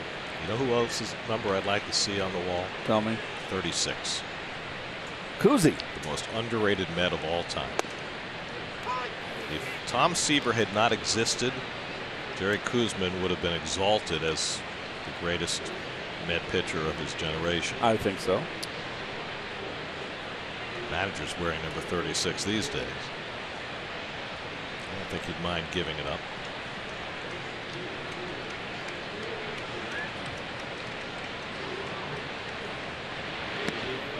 Ball and a strike to Hoskins. Well, that's what Jerry Koosman did. 222 wins, most of those as a Met.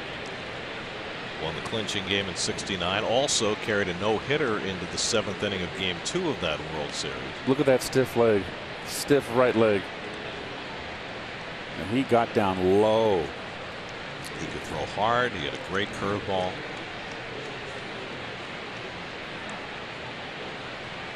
You faced him later in his career, didn't you?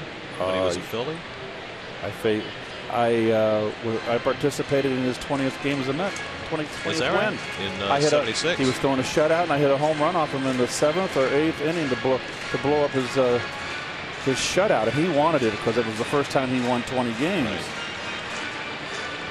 He won 20 that year in '76, and then the next year, after the Mets, traded Seaver and dismantled, he lost 20. Right. Hoskins pops one foul. Bautista giving it a look. Well, that'll go out of play.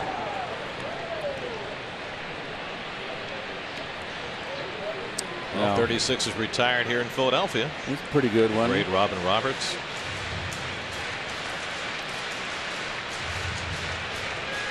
Didn't Robin have the record before Blyleven broke it for most home runs allowed in the season? I believe you're right. He was one of those guys. But Catfish Hunter also gave up a lot of solo home runs. Phil Niekro gave up a lot of home runs in his career. Hey, Max Scherzer gives up a lot of home runs. Ferguson Jenkins. Yep. 1-2 coming, and Hoskins takes it on the outside corner. He didn't think so, but Jeremy Rehak calls that 1-2 changeup on the corner, and Syndergaard's got his 4th strikeout of the night. Hoskins still discussing it with Rehak. 4-1 Phillies after 4.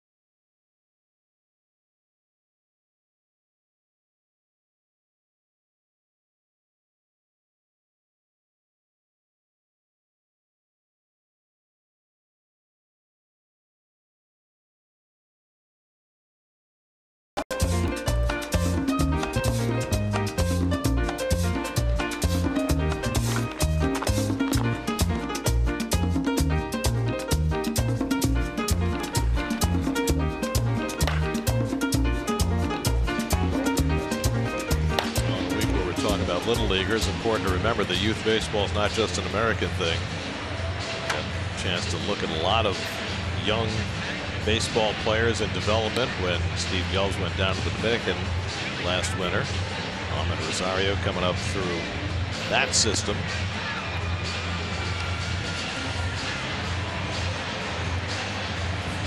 Youth baseball all around the world.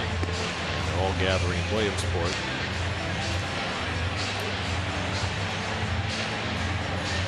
To determine a champion.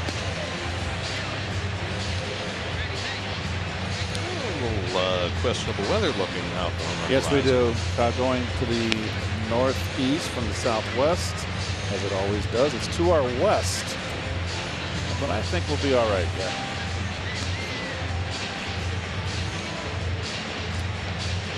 Watch SNY Mets games on the go on any device with live streaming presented by Verizon. Just visit SNY.TV or download the NBC Sports app today for live streaming coverage of every SNY Mets game. Looking out towards Center City, Philadelphia, and its dearth of skyscrapers.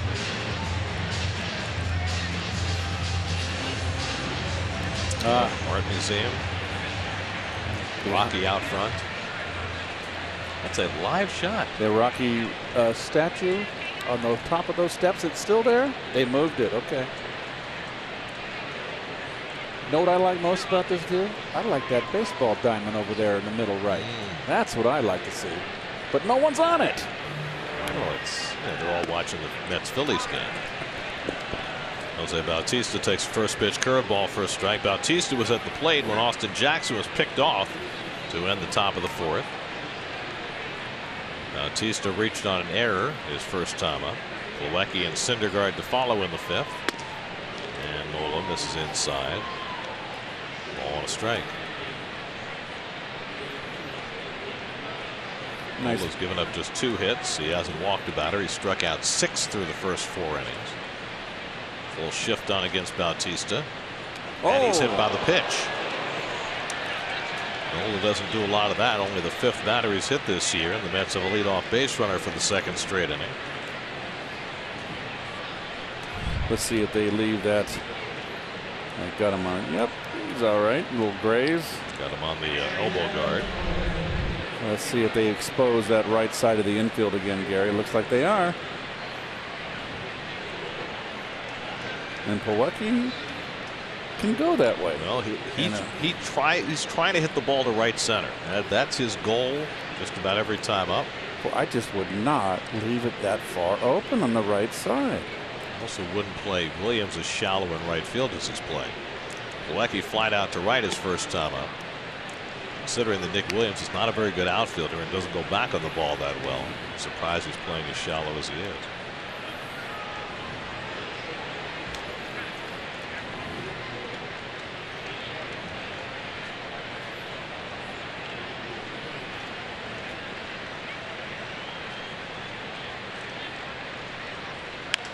Plawecki grounds one foul, and it's 1-1.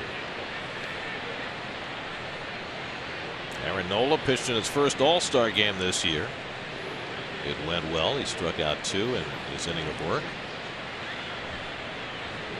And feeling we'll see him in many All-Star games to come. Yeah, you too. Hey, he's just entering the 2nd year of his prime, yeah, Mr. DeGrom. Well, he's 30. Nola is 25. Well, his 3rd year of his prime. That one bounces away from Alfaro, and down to second goes Bautista. And a changeup that got away. Wild pitch. This is the part of Alfaro's defensive game that is not as solid as his throwing.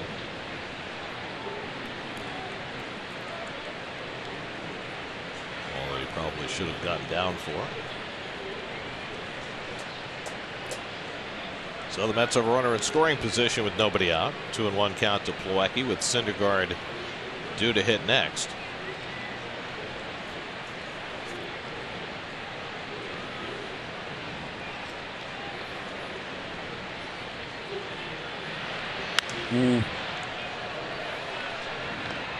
mentioned Nola as a Cy Young candidate, and there are the particulars. Scherzer leading the league in strikeouts and opponent's batting average. DeGrom leading the league in ERA, and Nola close in every respect.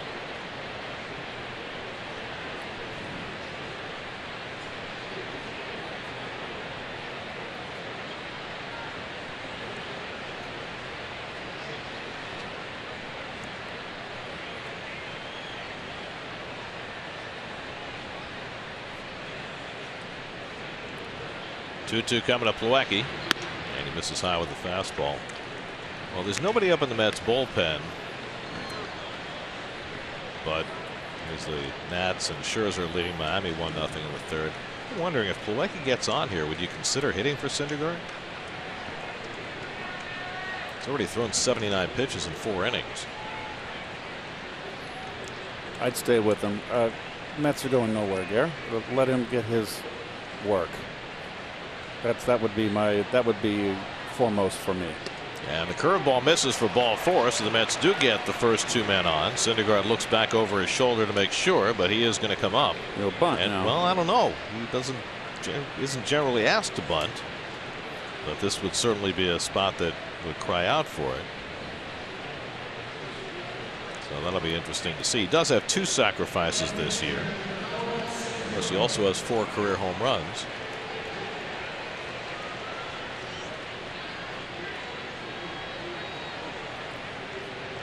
Did that in-game interview with him on the Monday night game at Yankee Stadium, and he said his favorite road park is Dodger Stadium. He didn't say it was because he hit 2 home runs in 1 game there. But Dodger Stadium is kind of a nice place to go. Yeah. It's so beautiful. Noel was caught looking his first time up. Phillies are certainly expecting the bunt, and he does give himself up.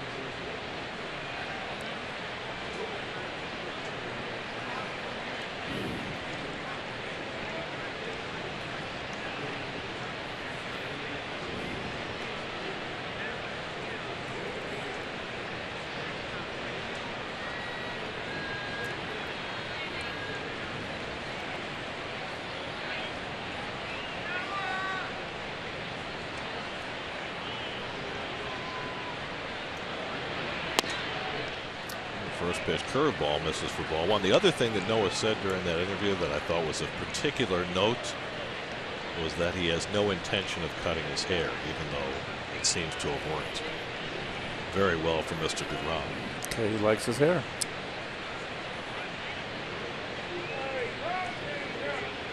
I mean, these are the important things. I guess it depends on the perspective of what's important. And now Nola all of a sudden having a problem. Walked Plawecki, and now he's behind 2-0 on Syndergaard, who's trying to give him an out. Well, do you give Syndergaard 1 pitch to swing at? I would certainly consider it. I mean, considering his power. I would. You got the tying run at the plate. Now, if the Mets are in a tight race here, I wouldn't.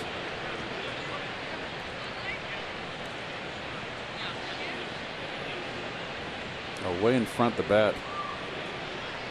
Oh boy, that's not a good decision by Syndergaard. But I tell you what, it's more worrisome for Gabe Kapler because his ace pitcher looks like he's getting a little tired. Well, you've mentioned several times that it's a warm night, but you know he's from Louisiana. Sure. He should know all about heat and humidity. He's only thrown 65 pitches. You don't like a pitcher missing up and away. That means he's not. His arm is lagging.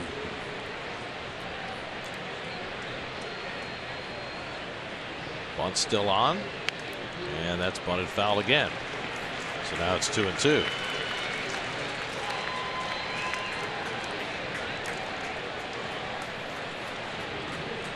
So, bunt? Yes. Or no bunt? Bunt. Deal or no deal? Or pass. I just want one of those suitcases. Go fish.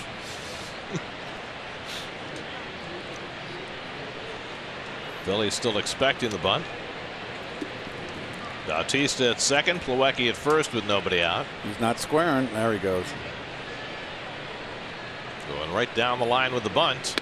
And he takes it high, and now it's 3-2. Now do you bunt on 3-2? Yes.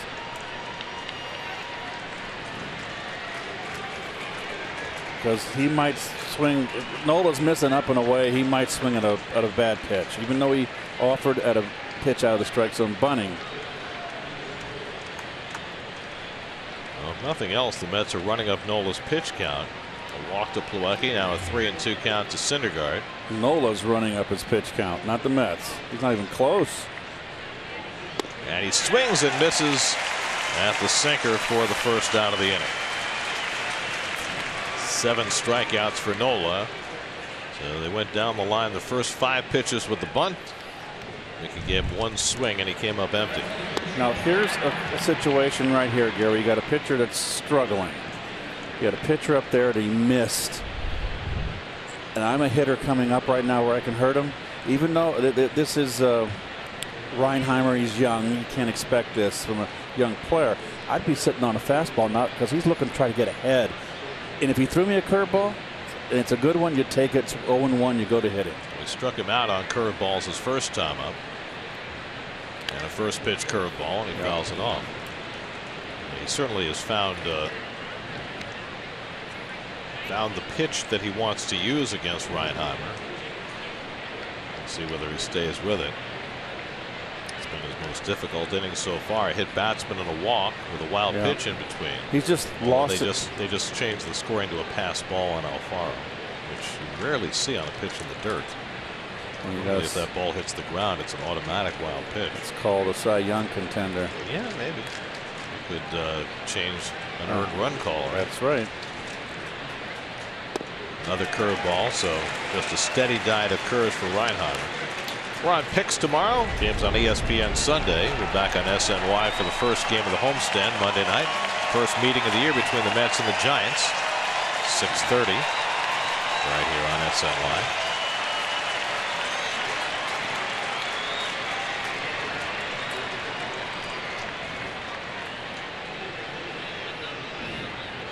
To Reinheimer with Rosario on deck.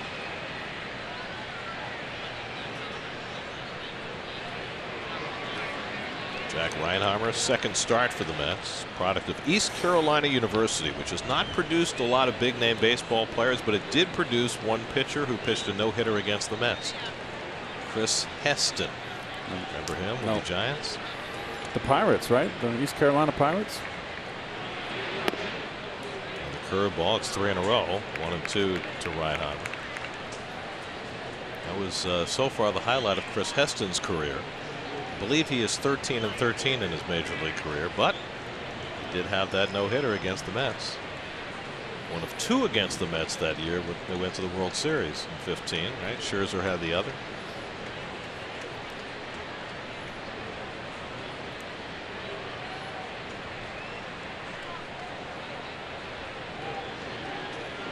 There are Pirates and there are Pirates. There's the East Carolina Pirates. Yes. Then there are the Seton Hall Pirates. Yes. And just wanted to remind you of that. Pittsburgh Pirates. Yes.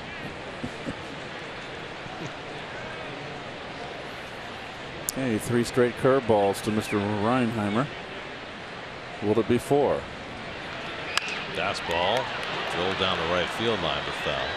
By the way, speaking of the Giants coming in on Monday and young pitchers, I was very much hoping that the Mets were going to see young Derek Rodriguez, Pudge's kid, who has been such an enormous surprise for the Giants. But remember the other night when Puig and Nick Hundley got into it and the benches cleared? So Rodriguez comes onto the field, goes over the railing and tweaks his hamstring. And he's on the DL, and the Mets will not face him in that series coming up in New York.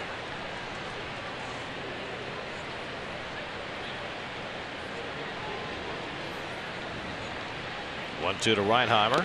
And the changeup, and he just got a piece of it. Oh boy, that was a strikeout pitch. This was really going to get most hitters, and he just barely got. Reinheimer got a piece of it to stay in. Ah, man, Nolan's got to be going, darn.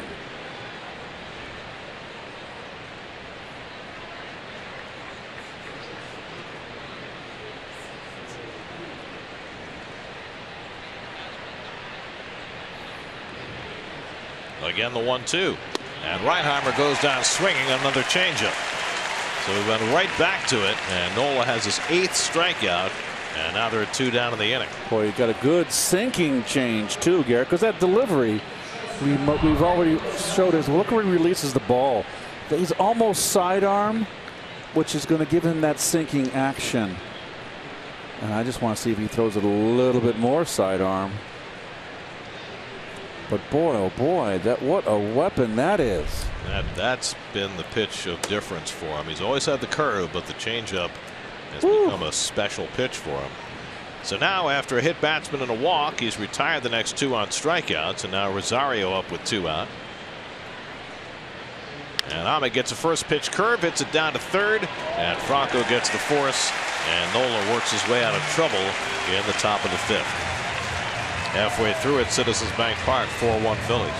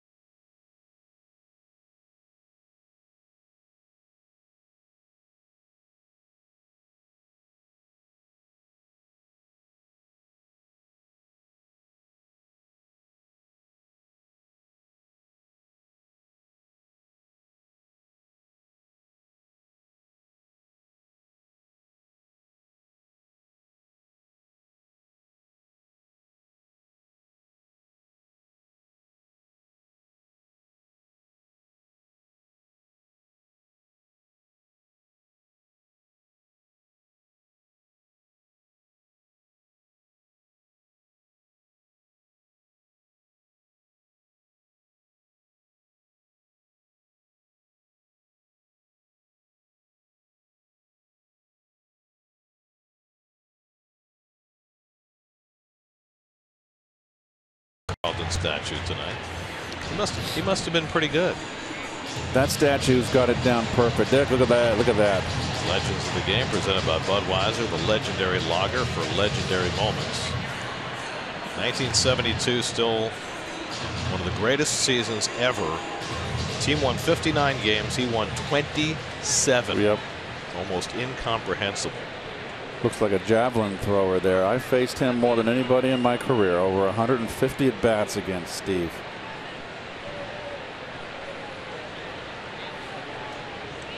As Dribble Cabrera leads off for the Phillies in the bottom of the 5th. Cabrera drove in the first Phillies run with an opposite field double. And then he was robbed of a hit on a fine play by McNeil his second time up. And after he put the first pitch into play, his first 2 at bats, Syndergaard threw one in a spot where he couldn't possibly swing. And comes back with a changeup fouled off, and it's 1-1. Well, I saw Koufax, right at the end of his career as a little kid. So let me take him out of the equation. I would say Steve Carlton is the best left-handed pitcher I've ever seen. I mean, Randy Johnson would be in that conversation. I was very young. Warren Spahn. Missed Lefty Grove. We both did, of course. He has to be one of the all-times. And so certainly Carlton, second wins of a left-hander with wins to Warren Spahn. I had 154 plate appearances against Steve. Gary got the right in front of me here. 137 at bats. That's a lot of at bats. I hit 321 against him. That's pretty amazing. How many walks? 17. struck me out 23 times in 137 at bats.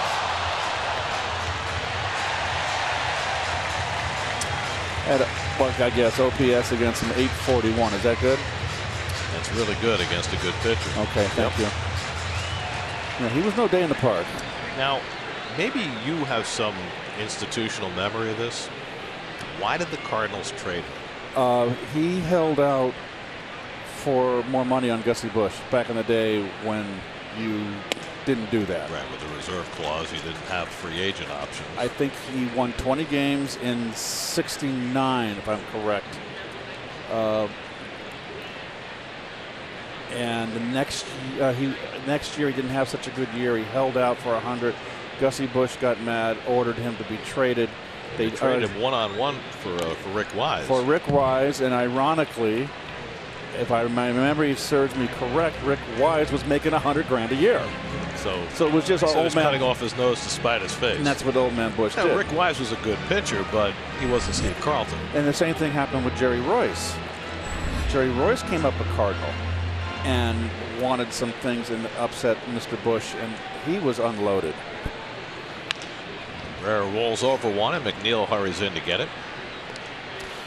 On or about in the 1970, the Cardinals traded away over a 2-year period or 3-year period, Gary. Steve Carlton, Jerry Royce, Mike Torres. I don't remember Torres as a Card. Yep. I remember him as a Met and with the Red Sox.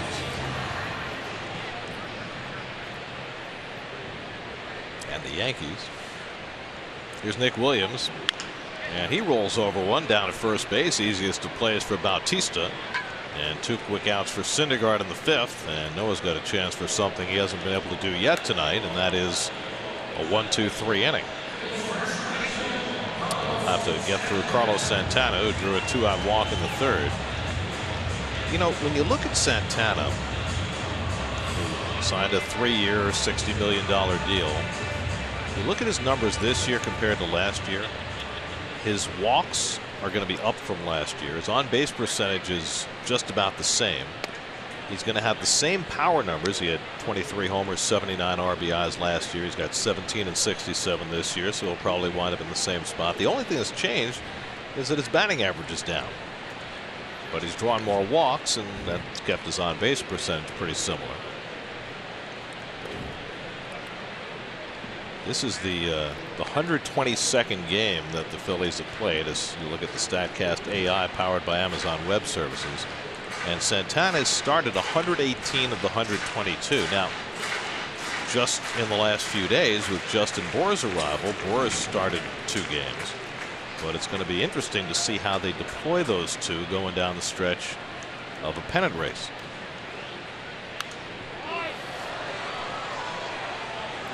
Santana gives you a marginally better glove at first base than Bour. Maybe not as much power as Bour. Higher on base percentage than Bour.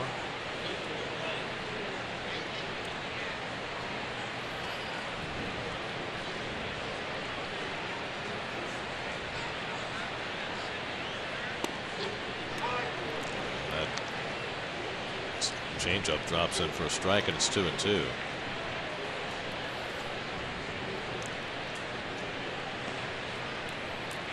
.91 pitches for Noah working in the 5th inning. Don't know how far they'll push him. Went 101 pitches his last start in Miami.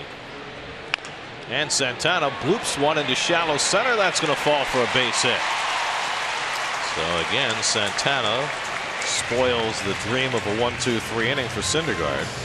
This time a 2-out soft single. And that is 8 hits now for the Phillies against Noah. Off the end of the bat on the changeup. So here we are again. Syndergaard giving up more hits than innings pitched. Yes, and 4 in the 1st inning. You got to say that he's righted the ship. He made the adjustments in the 2nd inning, got off that fastball, started mixing up more breaking balls. That's now 105 hits in 99 2/3 innings, which you just don't expect from a guy who's got this kind of stuff.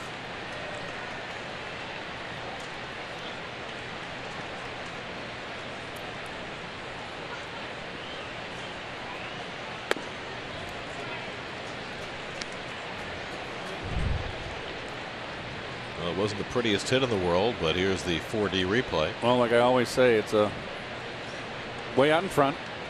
It's a ball away. Remember, I always say the outside pitch is the pitch you want to get deeper, let it come back deeper, but off speed out in front. I like that 4D. That was pretty special. Nasty slider from Syndergaard. Ball and a strike to Franco. Well, there is the newest Met, Daniel Zamora. Just called up from Double-A today. That's got Zamora this winter in the deal that sent Josh Smoker to the Pirates. Bobby Wall went on the disabled list today. Remember, Wall last night looked like he tweaked something when he went to pick up Roman Quinn's bunt hit. They left him in the game. Now he's on the DL with a hamstring issue. And Zamora taking his spot. 1967, the Mets used 54 players. They've used 53 this year. So if Zamora gets in, he'll be 54 to tie a club record. And it's only August 17th. Presumably, we'll see some more candidates in September. And the club record will probably be shattered. And so it goes.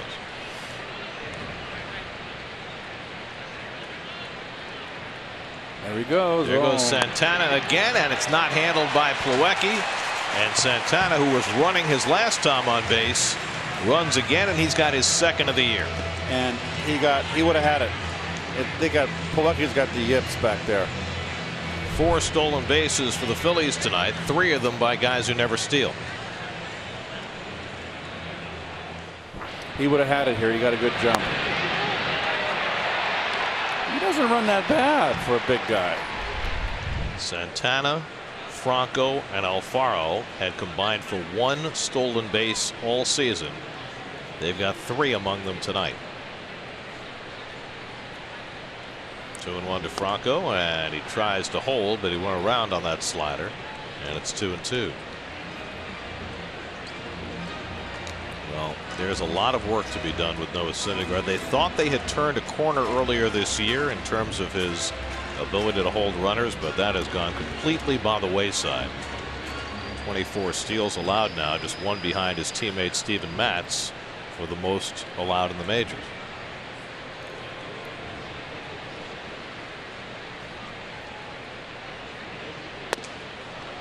And that's just off the corner, and Franco held the swing.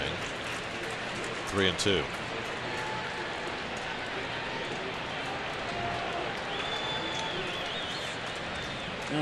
Four tonight. Phillies had 4 in the second game last night. And the Phillies are not a big base stealing team. They are second to last in the National League in steals. And they have 8 in the last 2 games. Crazy. 3-2 coming. And Franco fouls it back. Syndergaard said publicly after his last start that if somebody wants to steal second base with 2 outs, he doesn't care. Well, he said, I'm going to get the next guy out. Okay. Which is great if you do, but you don't always. That's you got to care somewhat. That's got to be. That's very flippant.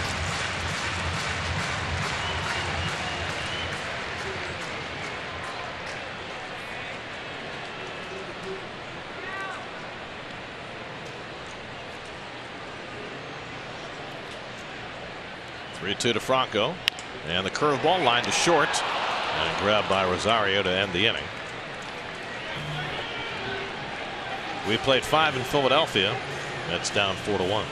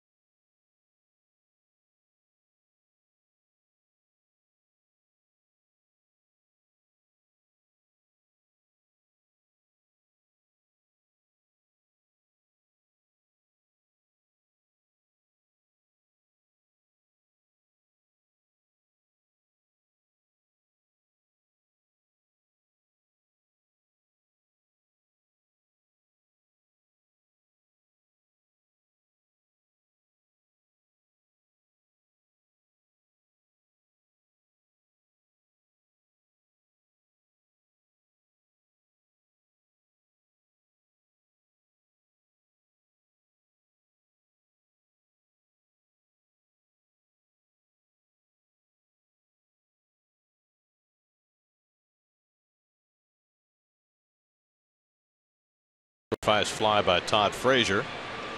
Mets have had just 2 hits. They both came in the 4th inning. They got the first 2 men on in the 5th against Aaron Nola on a hit batsman and a walk, but Nola stiffened. And now he's got a 4-1 lead as we start the 6th. Jeff McNeil singled and scored the only Met run in the 4th. McNeil, Jackson, and Conforto in the 6th. And he takes the first pitch changeup out of the strike zone for ball 1. This was between innings. Dave Iwan coming over to chat with Syndergaard, who says thumbs up, I'm okay for another. He's at 99 pitches through 5. We'll see if he gets the 6th. I'm glad they're pushing for more innings. Rolled out to Hernandez, and McNeil retired for the first out. Let's check in with the studio. CJ Papa has a game break brought to you by your local Honda dealer. CJ?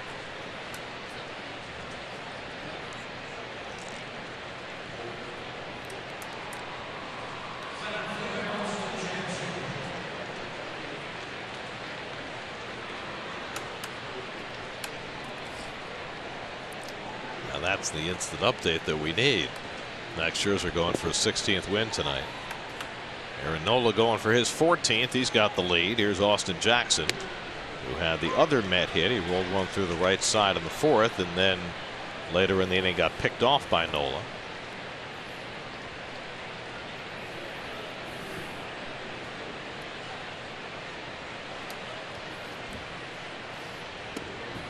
And he takes a strike, 0-2.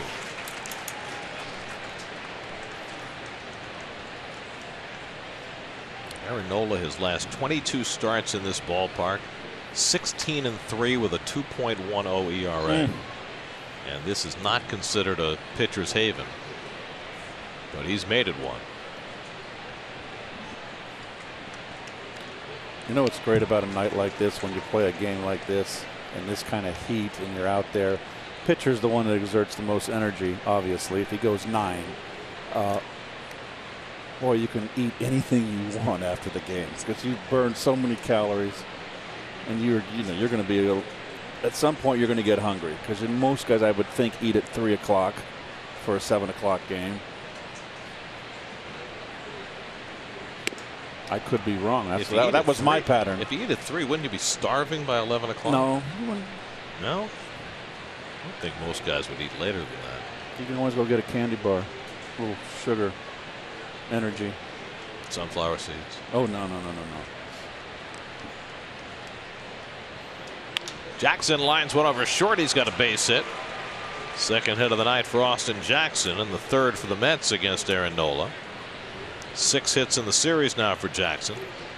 All right, something I noticed, folks, when they can see the top one, that's the fastball point of release. Look at the changeup that struck out Reinheimer. Look how much lower.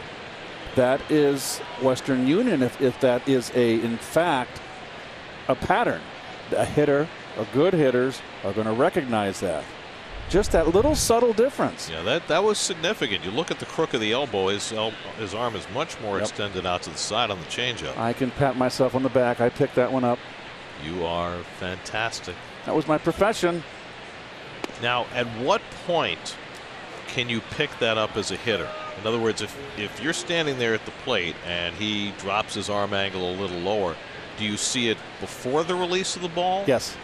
So almost at the point of release, because when he gets right there, it's a difference. It's just, the ball's getting released a little bit higher, and it's another pitch, whether it's a curveball or a changeup. If it's 4 inches lower, you pick it up right before release, because your focus is on the point of release, Gary. That's where you're zoomed in.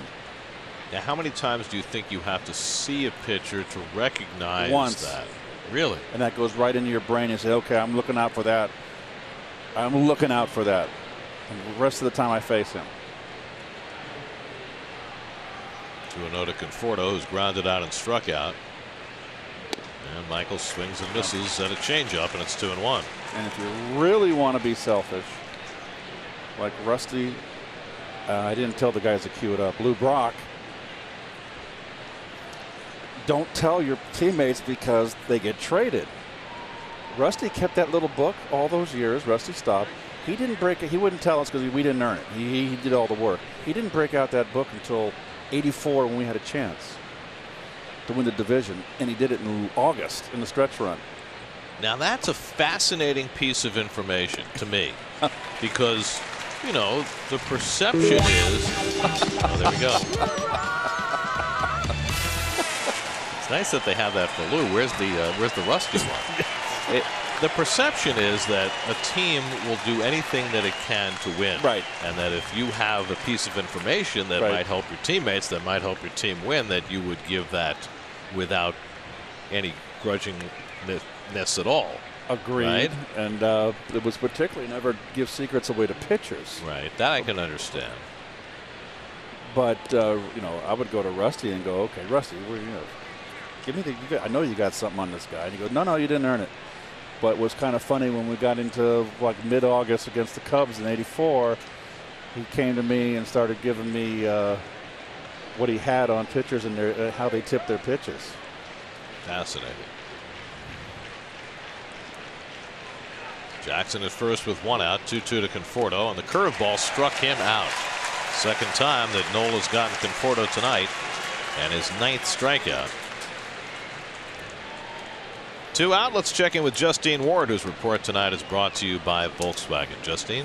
Hey there, Gary. Well, watch Todd Frazier here. See if he lunges forward. That's something he's been working on all season with Pat Rosser. He told me if he's able to stay locked in, keep his body and head from moving forward, he's had a lot more success. It slows things down for him, and he's been getting to those inside pitches when he's able to do that. Okay, everybody has different, but there's one constant, Justine, and that is you never want to lunge as a hitter. You lunge, and that gets you out in front, and you start swinging it bad. You get too quick. When you're lunging, you're too quick. And by lunging, your weight is not like right now, Todd Frazier's right up and down, straight up and down. When you lunge, you're tilted towards the pitcher, your body. That's lunging.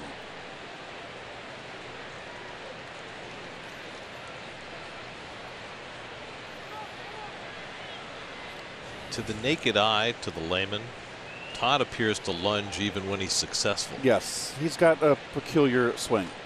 You know, he's been a power guy, not a big average guy. I mean, I went back and looked at his Little League World Series home run.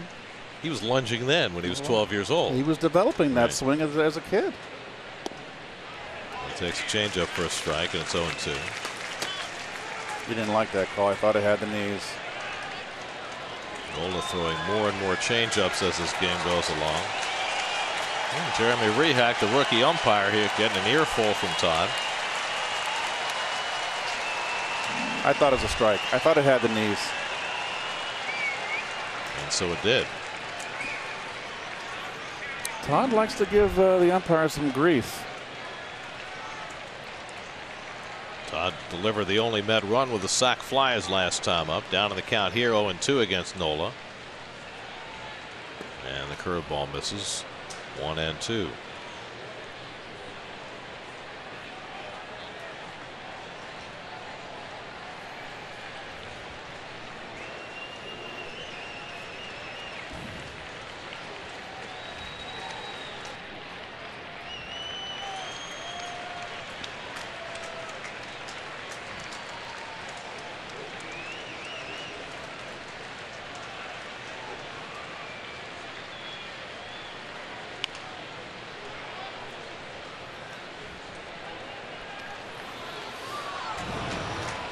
Nola now at 91 pitches for the night.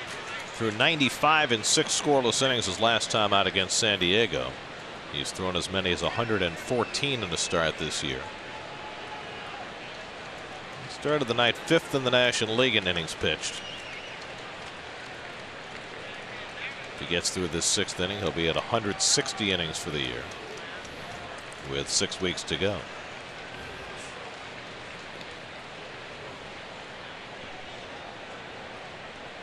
Of course, the Phillies are hoping that there'll be October baseball in their future as well. Starting the night a game and a half behind the Braves in the East, and sitting atop the wild card standings in a virtual tie with Milwaukee for the top 2 spots. A game and a half ahead of St. Louis. Again, the 1-2, and the curveball struck him out. That is 10 strikeouts for Austin Nola.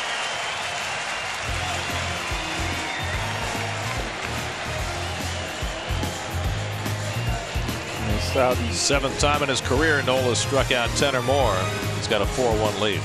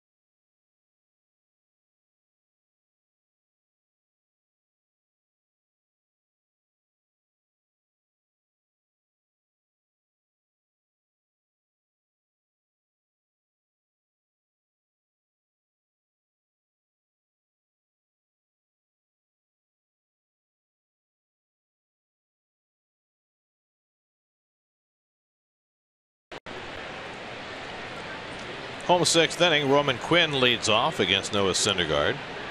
Corners pinch in against the threat of the bunt as Quinn takes a strike. Well, more than a pinch on the left side of the infield. Frazier in really tight at third. Quinn drove one to left center his last time up that Austin Jackson failed to catch on the warning track, and it went for Quinn's first career triple. Syndergaard now up over 100 pitches, and Daniel Zamora, the newest Met, is up in the bullpen again. What do you think Syndergaard takes out of this game, Gare? Giving up the 3 quick runs in the first inning on fastballs, and then when he gets out of it, I mean, he gave up 4 hits and a walk. He had first 4 batters got on base, three hits, ripped, and a walk, and then he gets in the second inning and starts throwing more breaking balls, and has righted the ship. Really, a broken bat. The triple. The run in the 4 shouldn't have been a run. The triple should have been caught by Jackson. So I wonder what he takes out of this. He and Dave Island, when they have their conversation about a first inning. And they were on his fastball. Well, I know this, and Noah has been pretty consistent in his post-game comments this year. He's been pretty dissatisfied with his results. Now, the process is an entirely different thing. You know, does that mean you have to throw more breaking balls early in the game? Or mix it up. Off your fastball? You know, if they're jumping on it first pitch, maybe you don't throw first pitch fastball. Be a little less predictable. Well, you know, and that's all scouting report too. You know that, maybe the Phillies just threw a wrench and everything, and came out very uncharacteristic. I think that's true, and we've seen that in this series.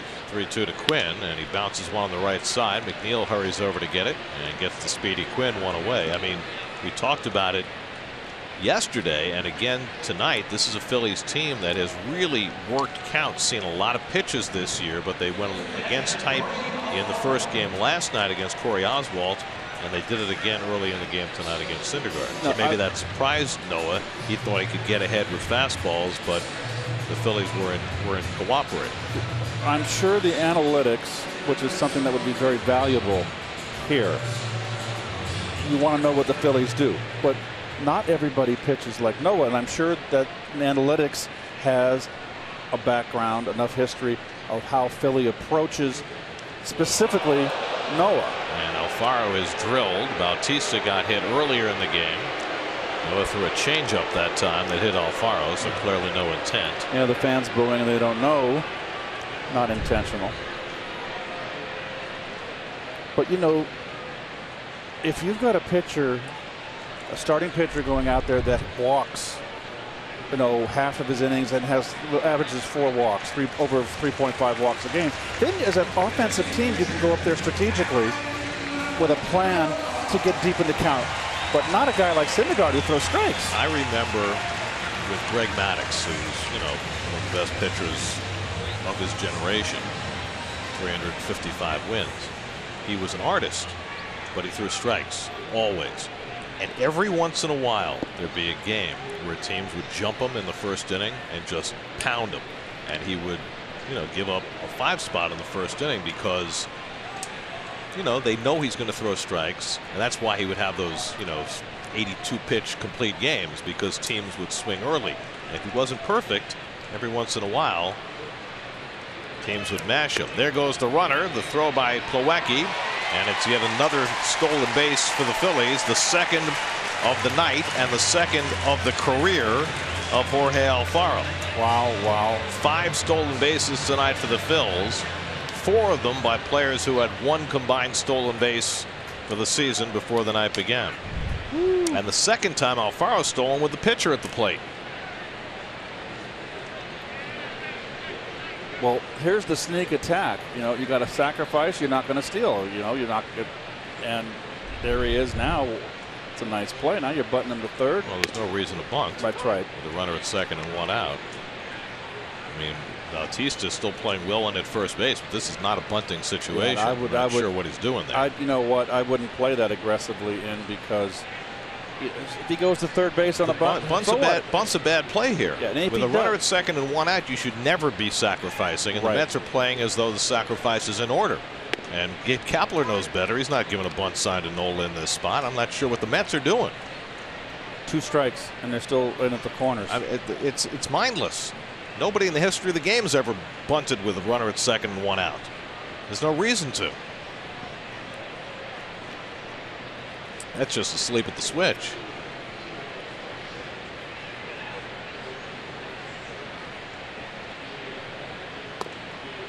And that's just off the plate with a slider, 2-2 to Nola. So Syndergaard again pushed a little harder with his pitch count tonight. This is the most pitches he's thrown in the game this year. His previous high was 103. He's now at 111.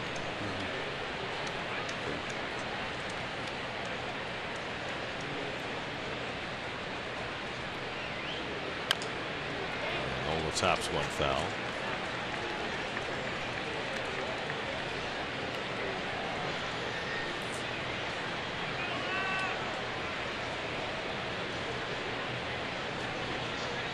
Well, Zamora should be fully warm for his Mets debut. Second time this year the Mets have called up a pitcher directly from Double-A. They did the same with Tyler Bashner and now Zamora.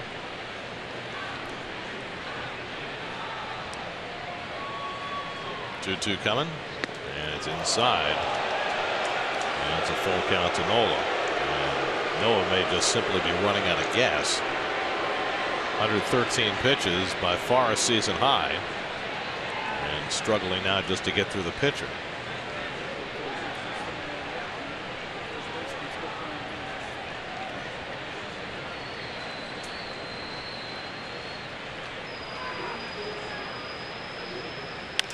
And Nola drives one down the right field line.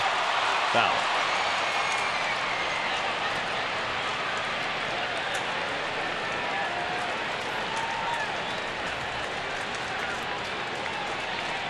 After that swing right there, would someone please tell Mr. Batista to play back? Frazier's moved back. Batista is not a first baseman. There's 2 strikes, number 1.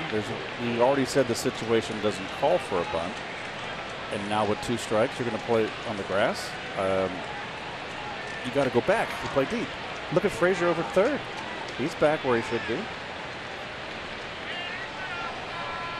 This will be the 8th pitch of the at-bat from Syndergaard to Nola. And he finally got him looking for the second out.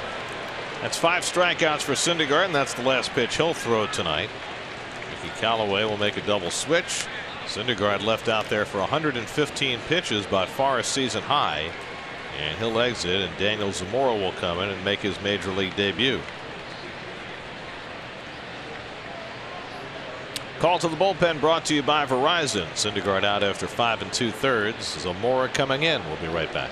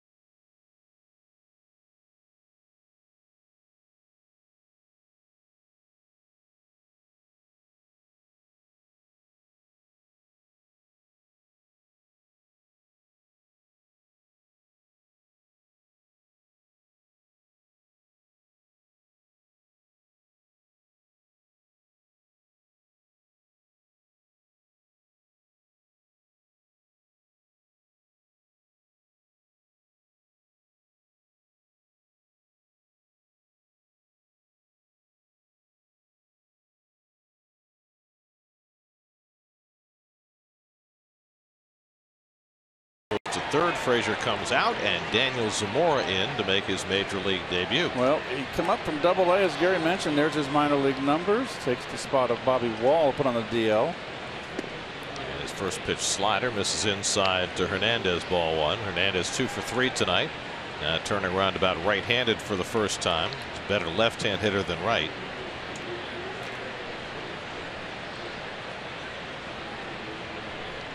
Zamora sporting a lot of sock.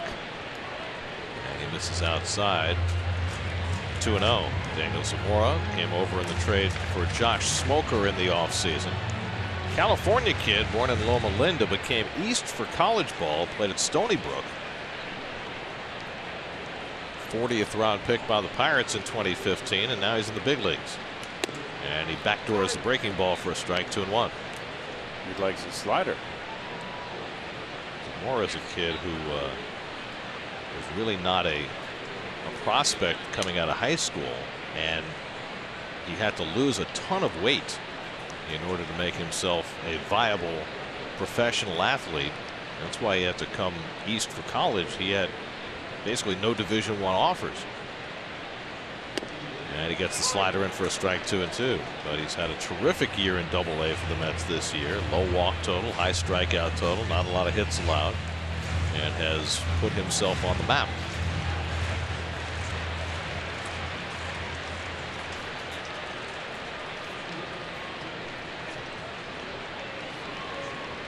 Two coming. And that's up and away. Full count to Hernandez. Noah Syndergaard, 5 2/3 innings, 8 hits, 4 runs so far, 2 walks, 5 strikeouts, 1 hit batsman, 5 stolen bases allowed. Last Met pitcher to give up 5 steals in a game, Syndergaard, 2 years ago against the Nationals. And Zamora strikes out Hernandez, and Daniel Zamora has a strikeout. First batter he faces in the major leagues. Nicely done. 4-1 Phillies after 6.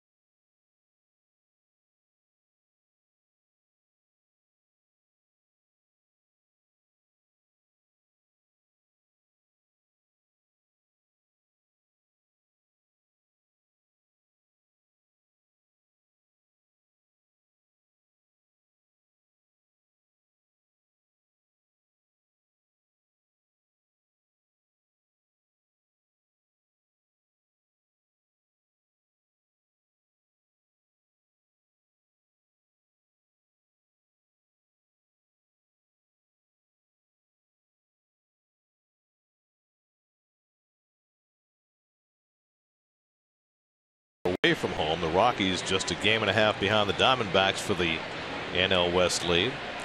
Aaron Nola cruising right along, 10 strikeouts, 5th time this year he's struck out double digits, 7th time in his career. Jose Bautista will lead off in the 7th inning, and he times himself in a knot trying to stop his swing on that curveball. Failed to do it and wound up in a heap. 0-1.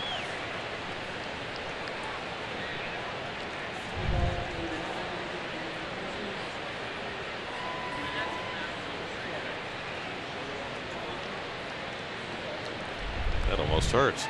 I think he's flexible. Ball and a strike to Bautista. Plawecki and Flores to follow for the Mets in the 7th. Victor Orano up in the Phillies bullpen as Nola works in the 7th inning at 94 pitches on the night. And Bautista with another half-hearted attempt to stop a swing, and it's 1-2. Been a kind of a funky looking at bat so far for Jose. And the curveball flied out to right. Williams has the play. 1 out. Well, here's the strikeouts for Nola. Double digits. That got around the inside corner. A lot of breaking ball strikeouts. That's his out pitch, folks. And there's another one. Changeup came into use around the 3rd. Look at that. Not a strike. How many non-strikes in that curveball did he get for strikeouts, folks? As Mickey Callaway likes to call it, a strike to ball pitch. As Steve Carlton would say, expand the strike zone. Here's Plawecki, who drew a walk his last time up, the only one Nola's allowed. And he starts him off with a curveball for strike 1. It's really, really a terrific pitch against the right-handers when he can change speeds with it and get that kind of bite. Well, Nola pitching wonderfully tonight. Scherzer's got a 4-0 lead against the Marlins in the 5th inning tonight. That will put the ball in Jacob deGrom's court tomorrow night to hold serve.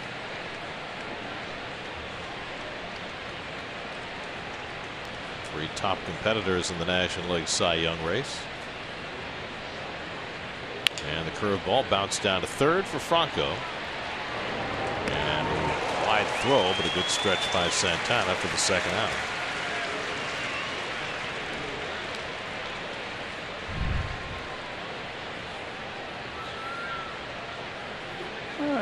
That's not bad. It's not a bad throw.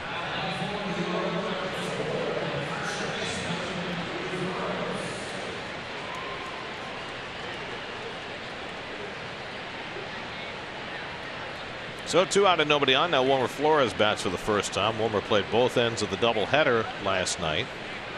Went 4 for 12 with a couple of RBIs.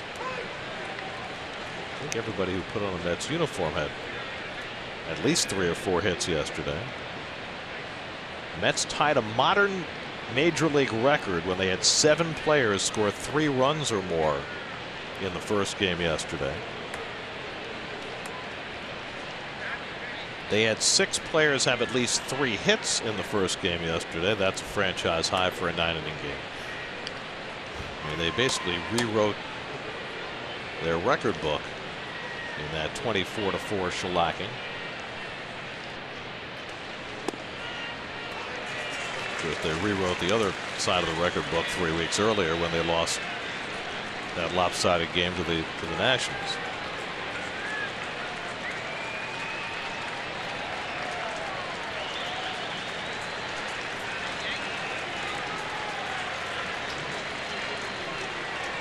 One-two coming, and Wilmer fouls back the fastball. Coming up tonight after the post-game show, that'll be Geico Sports Night. Giants are in action, Jets news as well, and all the baseball. Geico Sports Night tonight, every night after the post-game show. SNY. Again the 1-2, and the curveball bounced foul. So we've been talking tonight about Syndergaard and his stolen base issues. 5 steals allowed. He was the last Met to allow 5 steals. You know what the Mets club record is for allowing steals by a pitcher? It'll shock you folks. The record is 7. And they were stolen by the Cincinnati Reds in 1974 against Tom Seaver. Now that big red machine, the 75 would be their big year. They're 1 year away from becoming the dominant team. Morgan had 2, great base stealer. Concepcion 2, stole a lot of bases. Griffey was a terrific base stealer, 1. Ken Griffey Sr. Cesar Geronimo stole 1.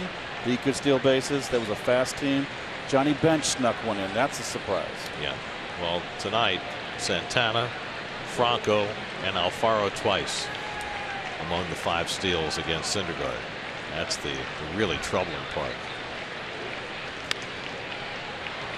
And once floated down the right side, Santana's not going to quite get there. Nice effort.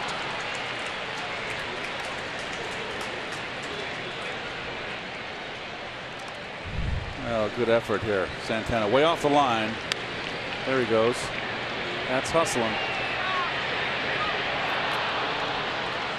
Oh, what happened? Lost his pant leg. Lucky that wasn't a skirt.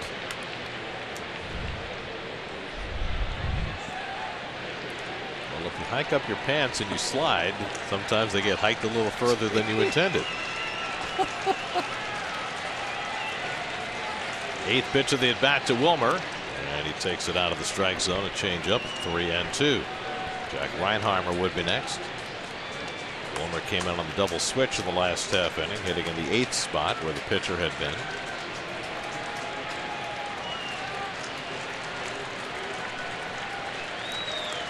Nola trying to put a cap on his night with his 108th pitch. And Wilmer chases strike 3. Inning over. 11 strikeouts for Aaron Nola in 7 stellar innings. He keeps his hat in that Cy Young ring. Stretch time, 4-1 Phillies.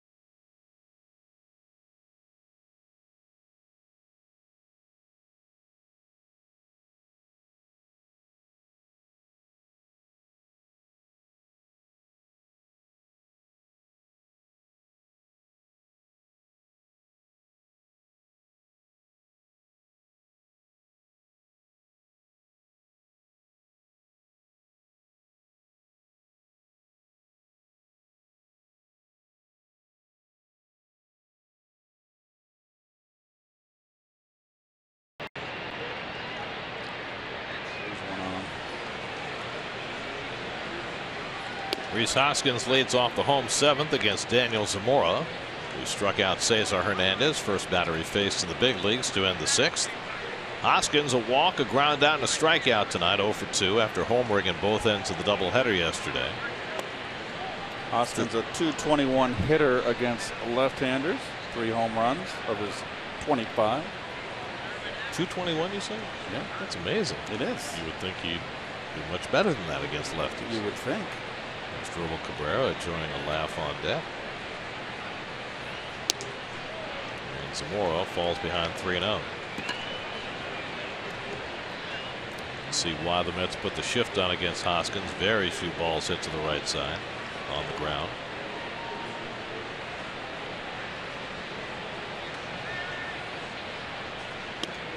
And he takes it outside ball 4. So after striking out his first batter in the big leagues, Zamora walks his second.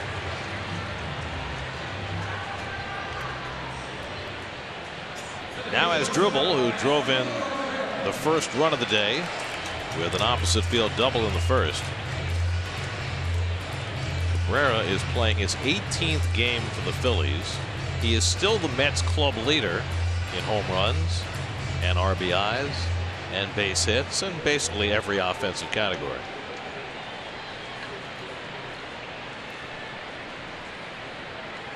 '66 RBIs, 58 of those as a Met. And Zamora starting to miss with that slider. That's 5 in a row out of the strike zone. Who you ask is the Mets RBI leader without Cabrera? Conforto. It would be Conforto with 47. I'd like to see Michael finish up with 70 plus. Slow ground ball. Ranging wide, Bautista gets the out at second. The turn by McNeil, and they got him. Nicely handled by Jeff McNeil. We talked about how he's been working on that transfer at second base, and it paid off for him there. Oh boy, I tell you, it sure did. This is beautiful. Look at the quickness. There you go. That is a much quicker release than what he was displaying even a week ago. Night and day, Garrett.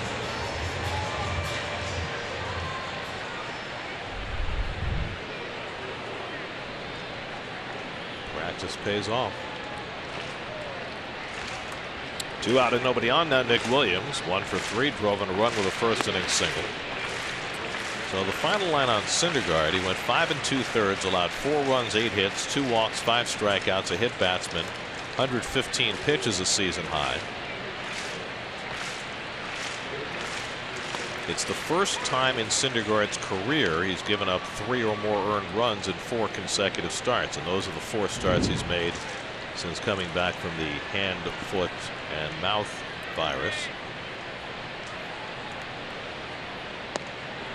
Williams chasing that slider off the plate. It's 1-2.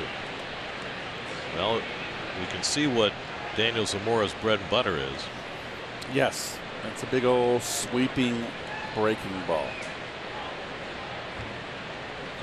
Wearing Kenny Rogers' old number, 73. That's what he wore as a Met. And he gets him looking at a slider. Second major league strikeout for Zamora. So a successful inning and a third for Daniel Zamora in his big league debut. We go to the 8th with the Mets still down by 3.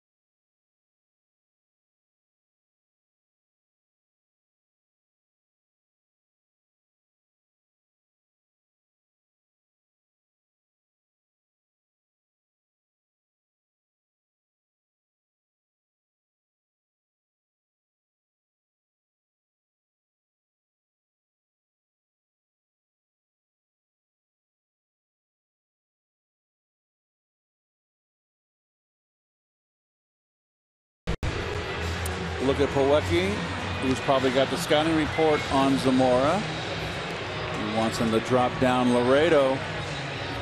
Little sidearm, come a little lower. That's interesting. Yeah. Now, Zamora did pitch in some minor league games for the Mets this spring, and maybe Plawecki got to catch him, but it's interesting that Kevin would know to do that in his first big league game. Remember what they're saying, that there's so much more involved in being a catcher today, and so many, they have to handle, they want him to handle the pitching staff. So I'm sure he got a complete rundown scouting report on Zamora before this game. Phillies go to their bullpen. Victor Arano comes on in relief of Aaron Nola, who was tremendous through 7. Arano pitched in the second game yesterday, and he starts Jack Reinheimer off with a slider for strike 1. Reinheimer up twice against Nola, who struck him out both times using curveballs and changeups. And that appears to be the instant scouting report on Mr. Reinheimer. Another slider out of the zone. That's 1-1. Victor Arano, the rookie from Mexico, pitched a scoreless inning in the 8th in last night's nightcap. Walked 1. He's had a very nice rookie season for the Phils.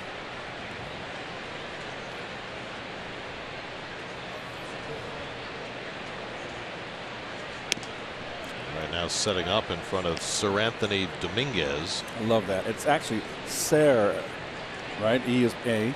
Sir Anthony. Sir Anthony. There he is. Looks very relaxed. He's relaxing until the 9th. Unless he's off tonight, which is possible. They've got a lefty up in the bullpen now for the Phils, Adam Morgan, who is the only lefty in the Philly bullpen. Yeah, they went from 3 lefties yesterday now to 1. Right. Well, Aaron Loop went on the DL. Loop, the guy they got from Toronto at the trading deadline. And I wonder, especially after they, watched them already in this series, whether the Phillies might be a team that would be interested in getting Jerry Blevins from the Mets. The ice cream is okay. You're allowed to eat ice cream out there. Drumstick. Busted. This is the last place on earth I would expect you to be eating the ice cream drumstick. Considering Frank doles out the Turkey Hill ice cream, and he always asks about you, Keith. Well, have you seen Frank so far in this series? Yes, I have. They had chocolate and malt ice cream today, yesterday and today. It was delicious. Yeah. Don't worry, folks. When the season's over, I'm going to get on the treadmill. I'm bound and determined to lose 20 pounds. Reinheimer down on the high fastball. Yeah, that's the first out of the inning. New York Mets baseball on SNY is brought to you by your Tri-State Audi dealers. Take a test drive today. By PC Richard & Son, the official appliance, electronics, and mattress retailer of the New York Mets. And by Hyundai. Get a great deal, more than a great deal on all new Hyundai vehicles. See your Hyundai dealer today. Anyway, to return to what I was talking about before we got interrupted by your ice cream. Jerry Blevins has had a terrific last 3 weeks or so, and I would think he's a guy who would be a candidate to join a contender for the last month of the season. Yeah, left-hander. And now that he's shown his hitting prowess as well, I've never seen a guy more happy to get his first big league hit than Jerry yesterday. Of course, the pitch that he hit was like a 45-mile-an-hour meatball from Scott Kingery. Nonetheless, still got to hit it. As Jerry said, I'm going to tell my grandkids it was a 95-mile-an-hour fastball from Clayton Kershaw. So.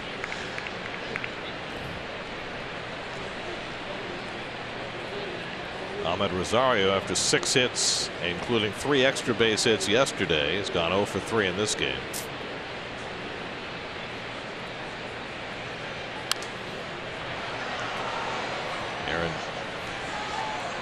Aaron Nola threw 108 pitches over 7 innings, allowed 1 run, 3 hits, 1 walk, 11 strikeouts, a hit batsman, a wild pitch, lowered his ERA from 2.28 to 2.24.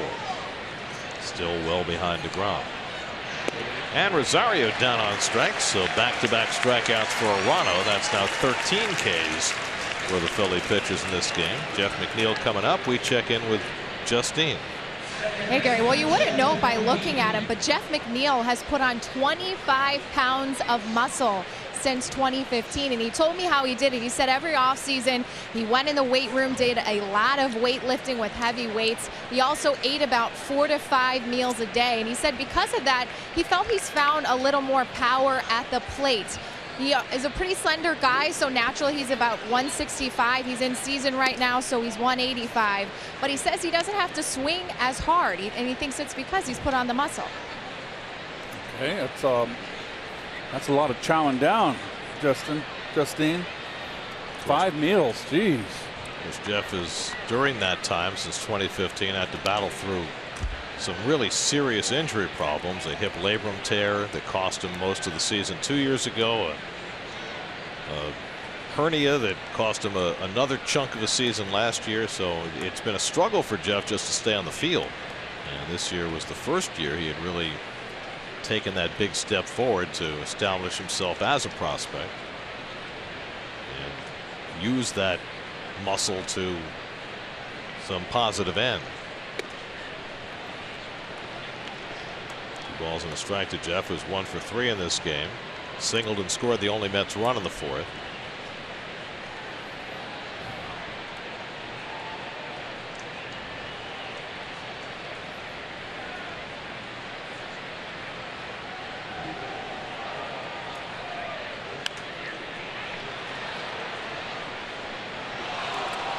Today's starters brought to you by People's United Bank.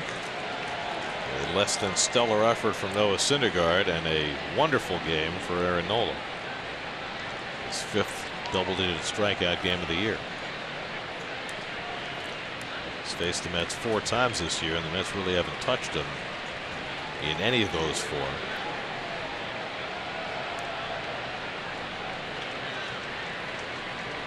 .3-0 if he wins tonight, with an ERA under $1.50. Arano takes a lot of time.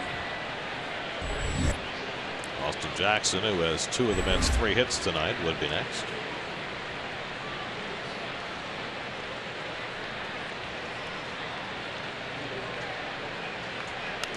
You're right.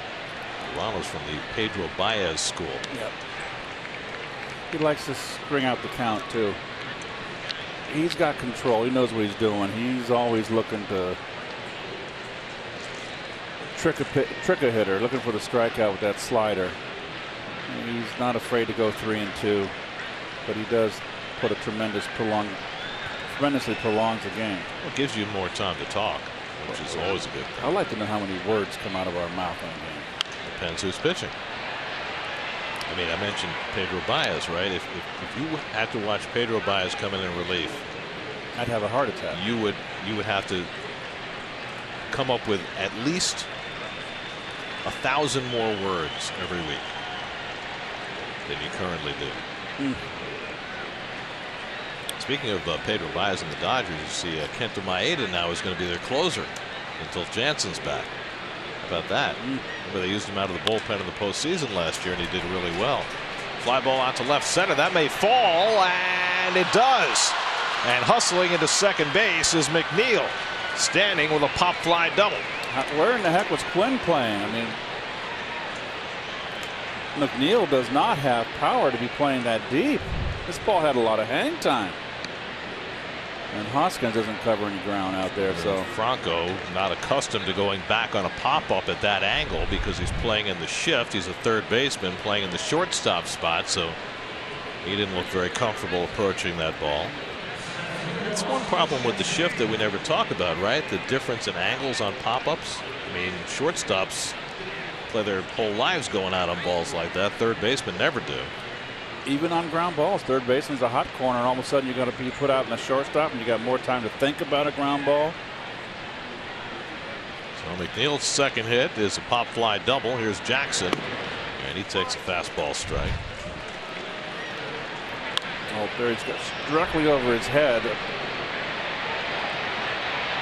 It's a little bit too deep I think Quinn was playing, even though it's late in the game, 8th inning, nothing over your head, doubles. And Quinn's right now playing a fairly deep center field. That's hit hard toward the hole. That's a base hit. McNeil around third. Hoskins up with the ball. The throw to the plate on the fly, and he's safe. And down to second base goes Jackson with his third hit of the day, an RBI single. And the Mets trim the Phillies' lead to 4-2. What is Hoskins even thinking? A 4-1 ball game.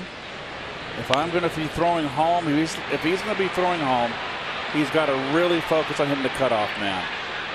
Pretty close play, but McNeil with enough speed to beat it.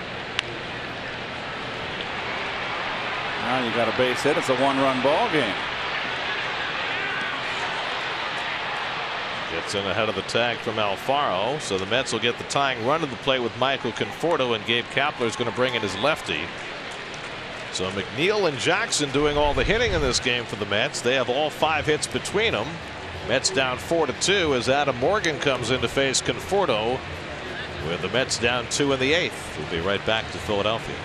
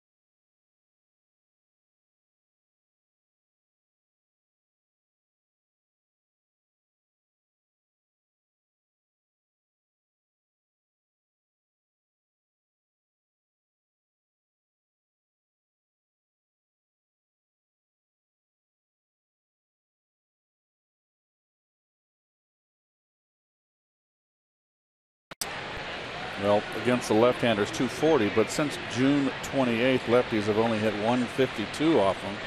Only 3 hits. Michael Conforto 0 for 3 against Morgan in his career, and he swings over that first pitch slider, 0-1. Conforto, after a big day yesterday, 6 for 12, 5 RBIs. 0 for 3 today, ground out 2 strikeouts against Nola. Jose Reyes on deck. He would pinch hit for the pitcher if Conforto keeps the inning alive. Meanwhile, Austin Jackson just continues to rake. 3 more hits today. He just drove in a run, took second on the throw. Jackson, in his 20th game as a Met, is now hitting 400 in a Mets uniform. And Cabrera wants to know how he's doing it.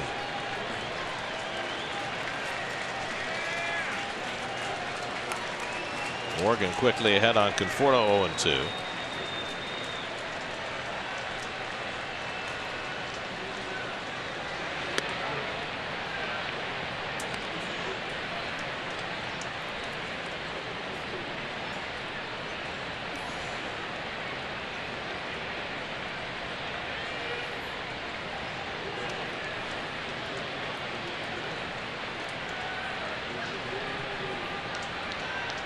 Taking forever.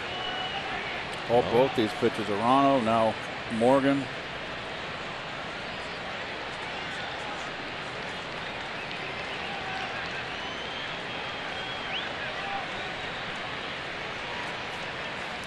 Now he's ready. And Conforto takes a slider off the plate. 2-2.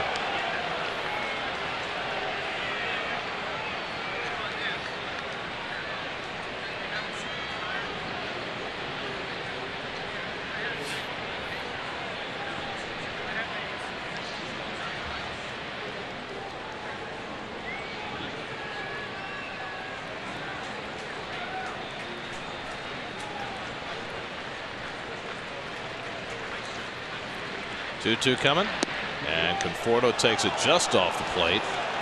3-2. Good eye right there. Oh, he's hot. Come on, it's only a game. Have a seat. This just missed. Ooh, I thought it was low. Remember in 2015 when the Mets set a club record with 8 home runs in a game here? Remember who started that game? Adam Morgan. Oh. He gave up the first 4 of the 8 home runs. Going to throw another breaking ball. And Conforto fouls it off. Oh, and he threw a hanger right there. Jeez, on a tee.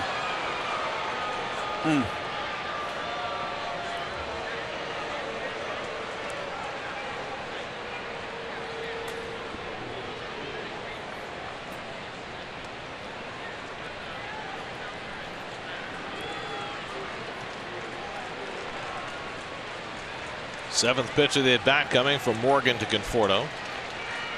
And Michael takes strike 3 called. He kept throwing him sliders. And Michael took that one for strike 3. Inning over. 14 strikeouts for Phillies pitchers today. They lead 4-2 in the 8th.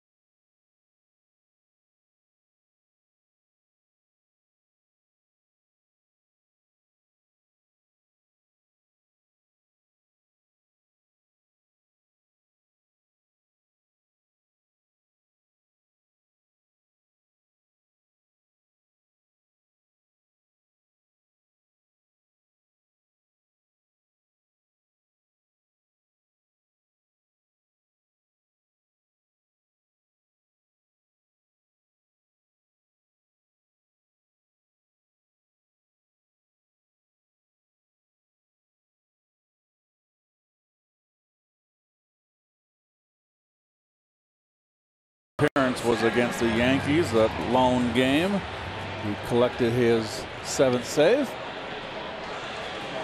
It's a change up to reality dating as best friends scout social media to draft a perfect date. Don't miss an all-new episode of Prospects presented by Bowmore Lanes tonight after the postgame right here on SNY.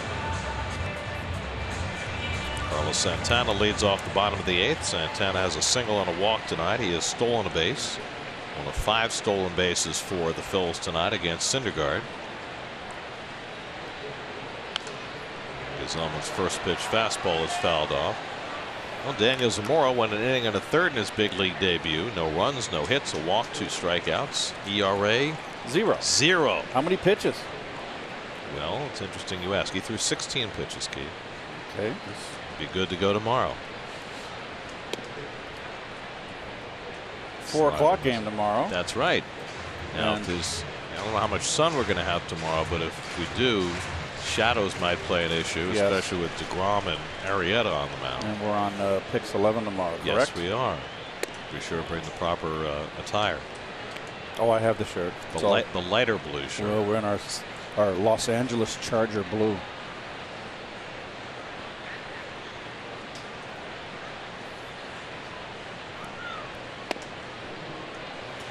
Los Angeles Chargers. Come on. I know. I hear you. John Hadel, Keith Lincoln, Bambi, Lance Ulrich.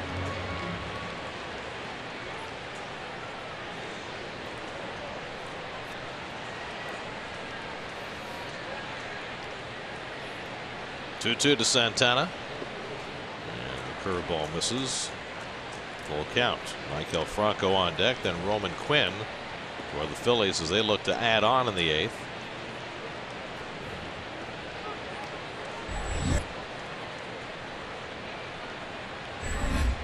While the Braves are down 3-1 in the 5th, so the Phillies might have a chance to pick up some ground on the division leaders. Santana pops one up. Plawecki hoping for a play, but that's out of play. Is that the authenticator who juggled that ball? Oh, grounds crew member. Just missed it. See, but he has a good attitude about it. People are so friendly in this ballpark. Just off the corner, and Santana draws his second walk of the night, his 90th of the year. Let's see if he gets frisky on the bases. Probably not against Gazelman the way he did against Syndergaard. At least one would not suspect.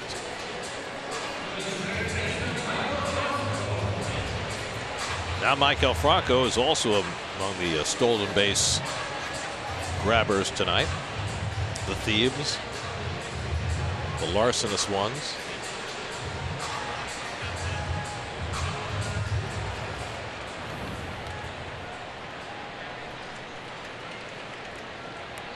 Franco's 1 for 3 tonight, and that slider well off the plate, kicked around by Plawecki, but Santana stays put.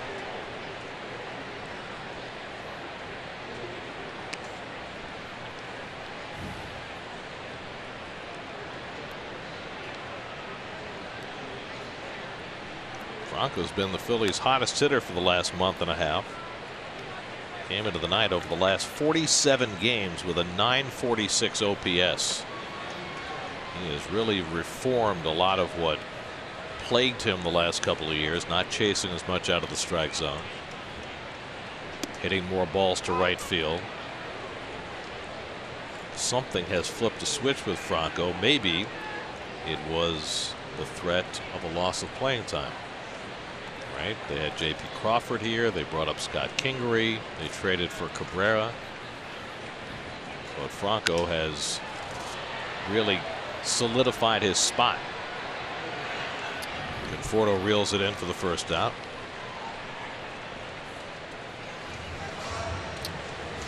There's the scoreboard. Scherzer's given up a couple of runs. Looks like he might be out of the game. But the Nats still up 5-2 on the Marlins. I mentioned the Rockies leading the Braves. Cardinals, after seeing their 8-game winning streak stopped last night with a 2-0 lead on the Brewers, trying to continue their move up in the Central. St. Louis 5 games out in the division, only a game and a half out in the wild card. And the New York kid Harrison Bader has been on a roll. He's started to hit as well as he's fielded. He's been a big piece of that Cardinal winning streak.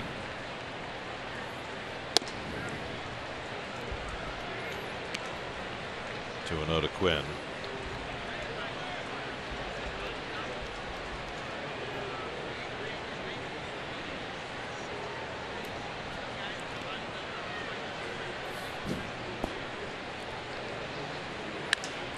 Quinn flies one into left center. Reinheimer makes the catch, 2 out. So that's 2 balls that Jack Reinheimer has caught in left field. Fielding percentage in left field for his professional career, 1,000. Neshek, the sidearmer, up in the Bullpen, so it looks like it will not be Ser Anthony. Ser Anthony. I don't think you roll when it's a single R, right? Don't you want to roll with the double R? I think you're right. Yeah, it's okay. It sounded better when you said it. I don't care. Here's Jorge Alfaro, who has had himself quite a night. Not necessarily his hit or his RBI, but his 2 stolen bases. He didn't have a single stolen base in his big league career until tonight, and he's got a couple.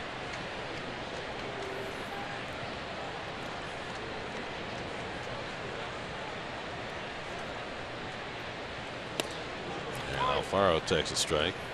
Justin Bour is out on deck. He'll pinch hit if Alfaro keeps the inning going. I believe in that Cub game in Pittsburgh, it's Cole Hamels, and it'll be his 4th start for the Cubs. And you know, he's got the great changeup, but coming back into the league, he's got a 63% swing and miss percentage on his changeup. That's amazing. Yes. McNeil throws out Alfaro, inning over. That game in a long rain delay. They're just in the 2nd inning with the Cubs up 1-0. Here we go to the 9th. Last call for the Mets, down 4-2.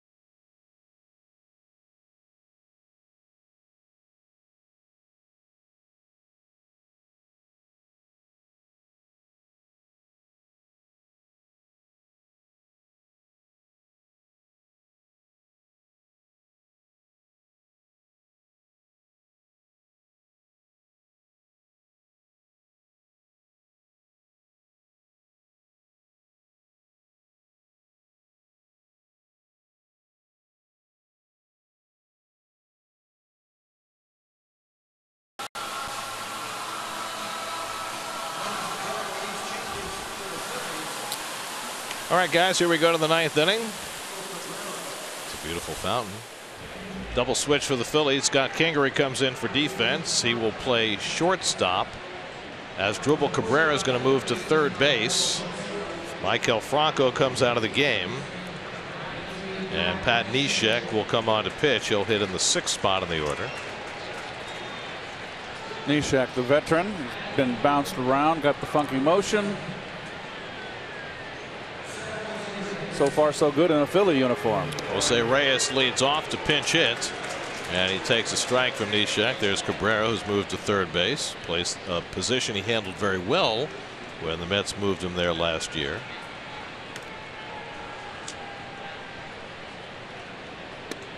And Neshek quickly up in the count, 0-2. Reyes 2 for 6 in the doubleheader yesterday. Started the 1st game.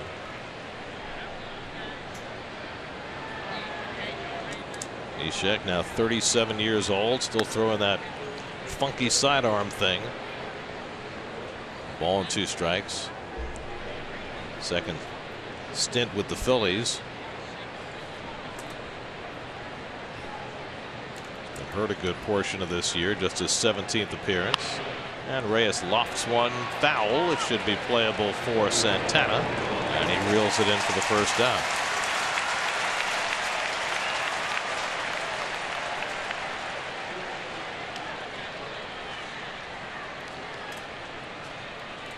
So 1 out and nobody on. Now Bautista, who's 0 for 2. He's also been hit by a pitch.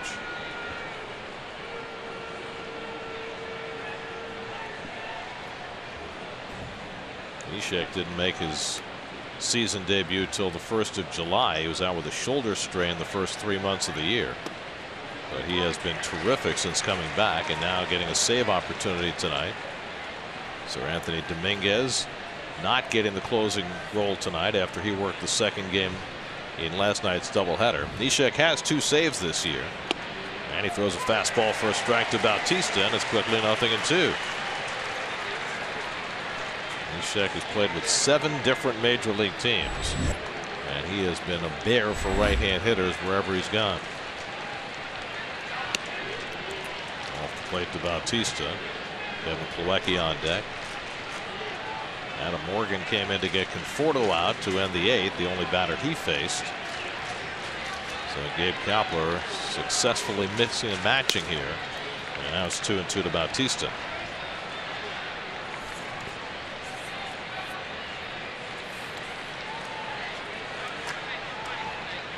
We'll say 2 for 4 with a couple of home runs against Neshek in his career. Fouls back that off-speed pitch. 2-2.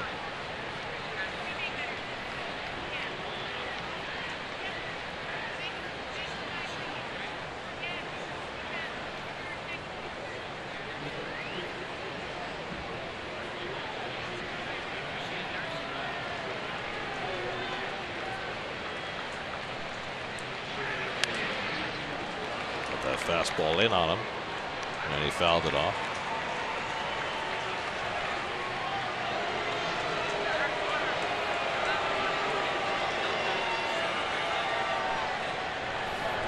Lugo, in case this game goes to a bottom of the 9th. 2-2. Hit hard toward the hole, base hit. And the Mets have life in the 9th. Bautista with his 3rd hit in 5 career at bats against Neshek, and the Mets will get the tying run to the plate. Hanging slider right here, and Bautista stays in.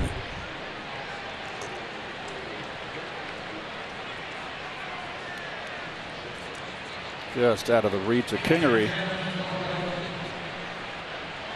Hanger, you can see that, folks. So a chance for Kevin Plawecki, tying run at the plate in a 4-2 game. Kevin's 0 for 2 and a walk tonight. And the first pitch slider in for a strike. Oh, I don't even know how to describe that delivery, folks. It's the down and up. It's just right. It's one of the most bizarre deliveries and windups I've ever seen. I mean, the way he goes down initially, you think he's going to submarine it, and then he lifts the arm angle, and he's actually above sidearm when he throws the ball. It's bizarre. So as a hitter, you have to eliminate all of the antics in his motion, and you zero in like any other pitcher. You try to zero in on where he releases the ball. Plawecki grounds one slowly. Cabrera in to get it. His play is at first. He gets the second out. Bautista moves up to second, but the Mets are down to their final out of the night with Wilmer Flores coming up.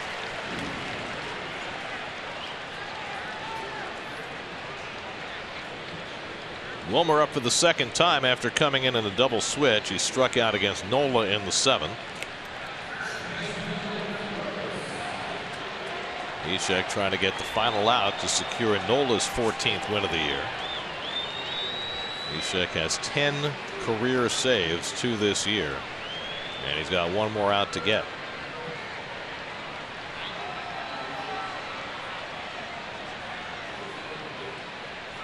And Wilmer takes one inside. Ball 1. Well, he's got to be careful with Wilmer. Wilmer's got pop. And especially on that inner half of the plate. One mistake, and this ball game's tied. Wilmer's 1 for 3 in his career against Neshek. And he pops one foul. The ball and a strike. If Flores keeps it going, Jack Reinheimer would be next. Mets have 2 players left in the dugout, but one of them is Brandon Nimmo, who probably can't swing the bat tonight after getting hit in the hand yesterday. Devin Mesoraco is the other. There's Nimmo, not even thought of him going to the bat rack. He's holding that ice pack in that left hand where he hurt his index finger. And Wilmer couldn't hold up on that ball running in on him, and now the Mets are down to their final strike.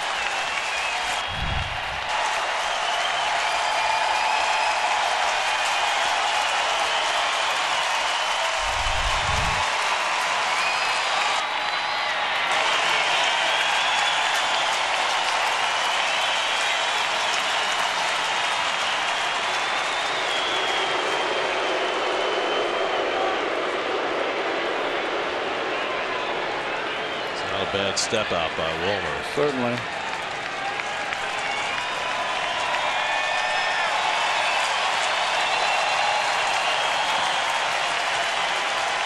One, two. Fly ball, right field. Williams is there. And the Phillies win it. Aaron Nola goes 7 terrific innings for his 14th win. Neshek gets his 3rd save of the year, as Noah Syndergaard gives up 3 first-inning runs, and that's enough to beat him tonight. As the Phillies have taken 2 of the first 3 in this series, they win tonight 4-2. Well, just a terrific job by Nola. 7 innings, 4 hits, 1 run, 1 walk, 11 strikeouts. He was in complete command. The bullpen comes in, does the job. Neshek gets his save. The stolen base was victimized. Noah Syndergaard, and the Phillies jumped on him with a 3-run first. And that really was the difference in the ballgame. Tonight's game summary presented by Fidelis Care. Nola now 14-3 with a 2.24 ERA, trying to keep up with DeGrom and Scherzer. He had a terrific night tonight as the Phillies beat the Mets 4-2. We'll come back with more from Philadelphia in just a moment.